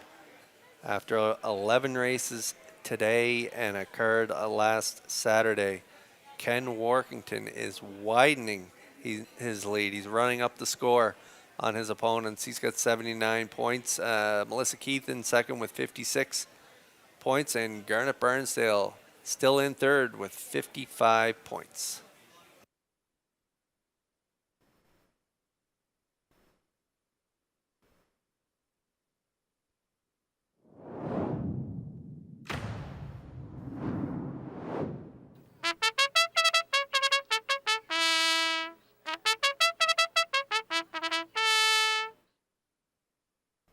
Twelfth race pacers and the drivers enter the track for post parade. Bet 'em Alive won on by Jeff Lilly, Blair McLaughlin of Charlottetown. Jeff does the conditioning. Jason Hughes drives. 2 Sports Teller, owned by Rebecca McLeod, Gabby McNevin, Michael Arsenault, and Joey Farrell. Adam Murner trains and drives. Redland Samson 3, owned by Roderick Gillis, Donnie Smith, Paul Hogan, and Troy Cudmore. Cliff Murphy is the conditioner. Kenny Murphy is the driver. Freight Air number 4, owned by Alex McPhee of Clyde River, trained by Neil Bambrick, Brody McPhee driving. Mr. Riley number 5, owned by Jimmy Gorman of South Melville and Darlene Compton of South Panett. Corey McPherson trains and drives. Rock'em Sock'em Scott number 6, owned by Gerard Kennedy, Marion Bridge, Nova Scotia, trained by Ron Matheson, Gilles Barrio. One Wicked Man number 7, Kenny Arsenault training and driving for owner James Perot, Stratford. 8 is Brookdale Ollie, owned by Gary Ford of Stratford and Belinda Stead of Wheatley River, trained by Von Doyle. The drive goes to David Dowling. 5 minutes to post time. Our next card of live racing comes up tomorrow at Red Shores Summerside Raceway. Post time is 1 p.m. with the Governor's Plate eliminations presented by Summerside Chrysler Dodge. Kurt has his Super High 5 ticket to wrap up the Saturday program. There's a look at all of our Super High 5 tickets, and mine is going to look like this. It's 21753. I like Sports Teller on top of Bet 'em Alive, and the 7 One Wicked Man, the 5 Mr. Kelly, and the 3 Redland Samson. Melissa Keith likes a 71245. Ken Workington leading the way in the competition. He likes a 13257. Garnet Burnsdale 24178, and Vance Cameron likes a 12758. So good luck with your selections here in our finale.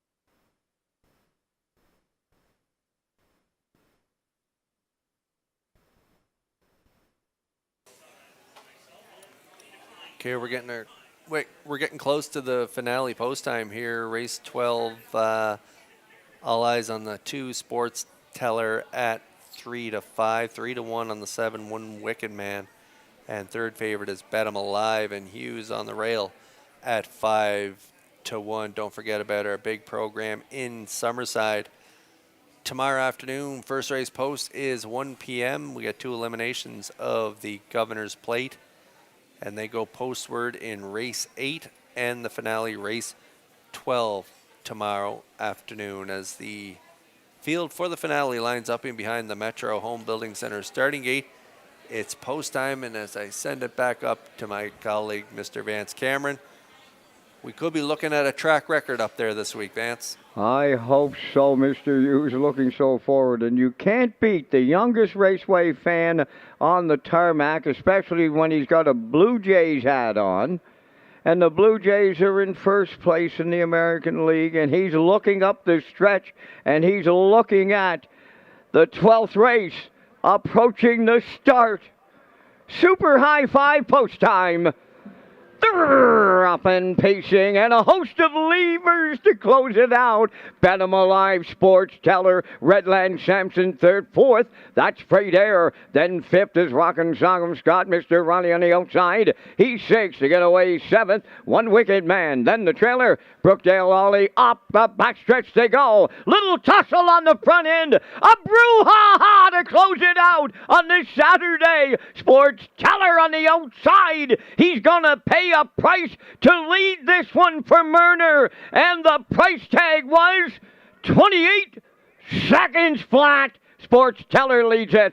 Bet 'em Alive is second, Redland Sampson third, Freight Air fourth, Mr. Riley fifth, Rock'em Sog'em Scott sixth, One Wicked Man is seventh, Brookdale Ollie trails eighth. Straight alignment at the midway point. Sports Teller will get them halfway home for Murner. Second is Bet 'em Alive, then in third, Redland Sampson. Fourth is Freight Air. Into the turn, fifth is Mr. Riley, 56. And 3 was the half. Rock'em Sock'em Scott 6. Moving out 7th. One Wicked Man. The trailer, Brookdale Ollie. To the backstretch they go. Second and final time. 3/4 coming next. On the lead, it's Sports Teller. Bet 'em Alive is second. 3 wide and coming third. One Wicked Man. Redland Sampson fourth. Between them fifth. Freight Air, the 3/4 in one. 26 flat with an eighth of a mile left to go. Sports Teller headed on home, the leader. Bet 'em Alive to the outside. One Wicked Man is third. Deep stretch now on the wire next. Sports Teller in line to Adam Murner. Second, that'll go to Bet 'em Alive. One Wicked Man up third. 154-2.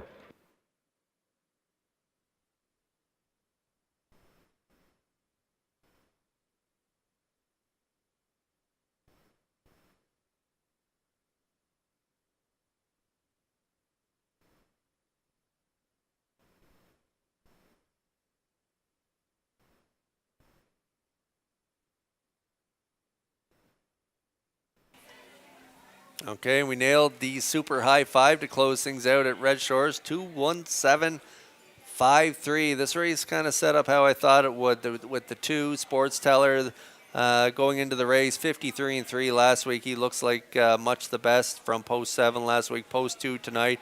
Murner had to work hard though to get to the lead. 28, 56-3 to the half.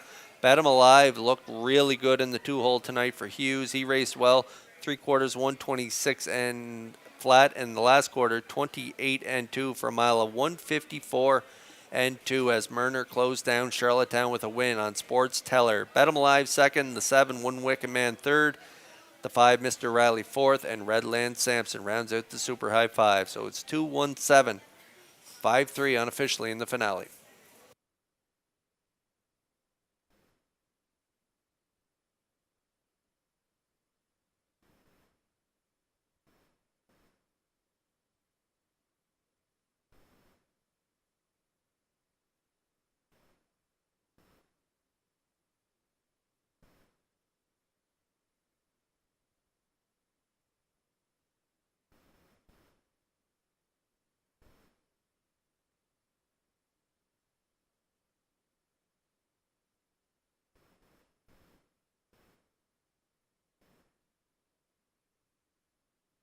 Here comes Sports Teller to the 12th race winner's circle. Bay Pacing gelding 6 by Sports Writer.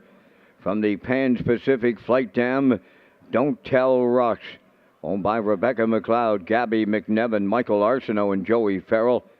Bred by Troy Mark of Simcoe, Ontario. Adam Werner trains and drives, and the time for the mile in 1:54 and 2. Sports Teller in the Super High Five.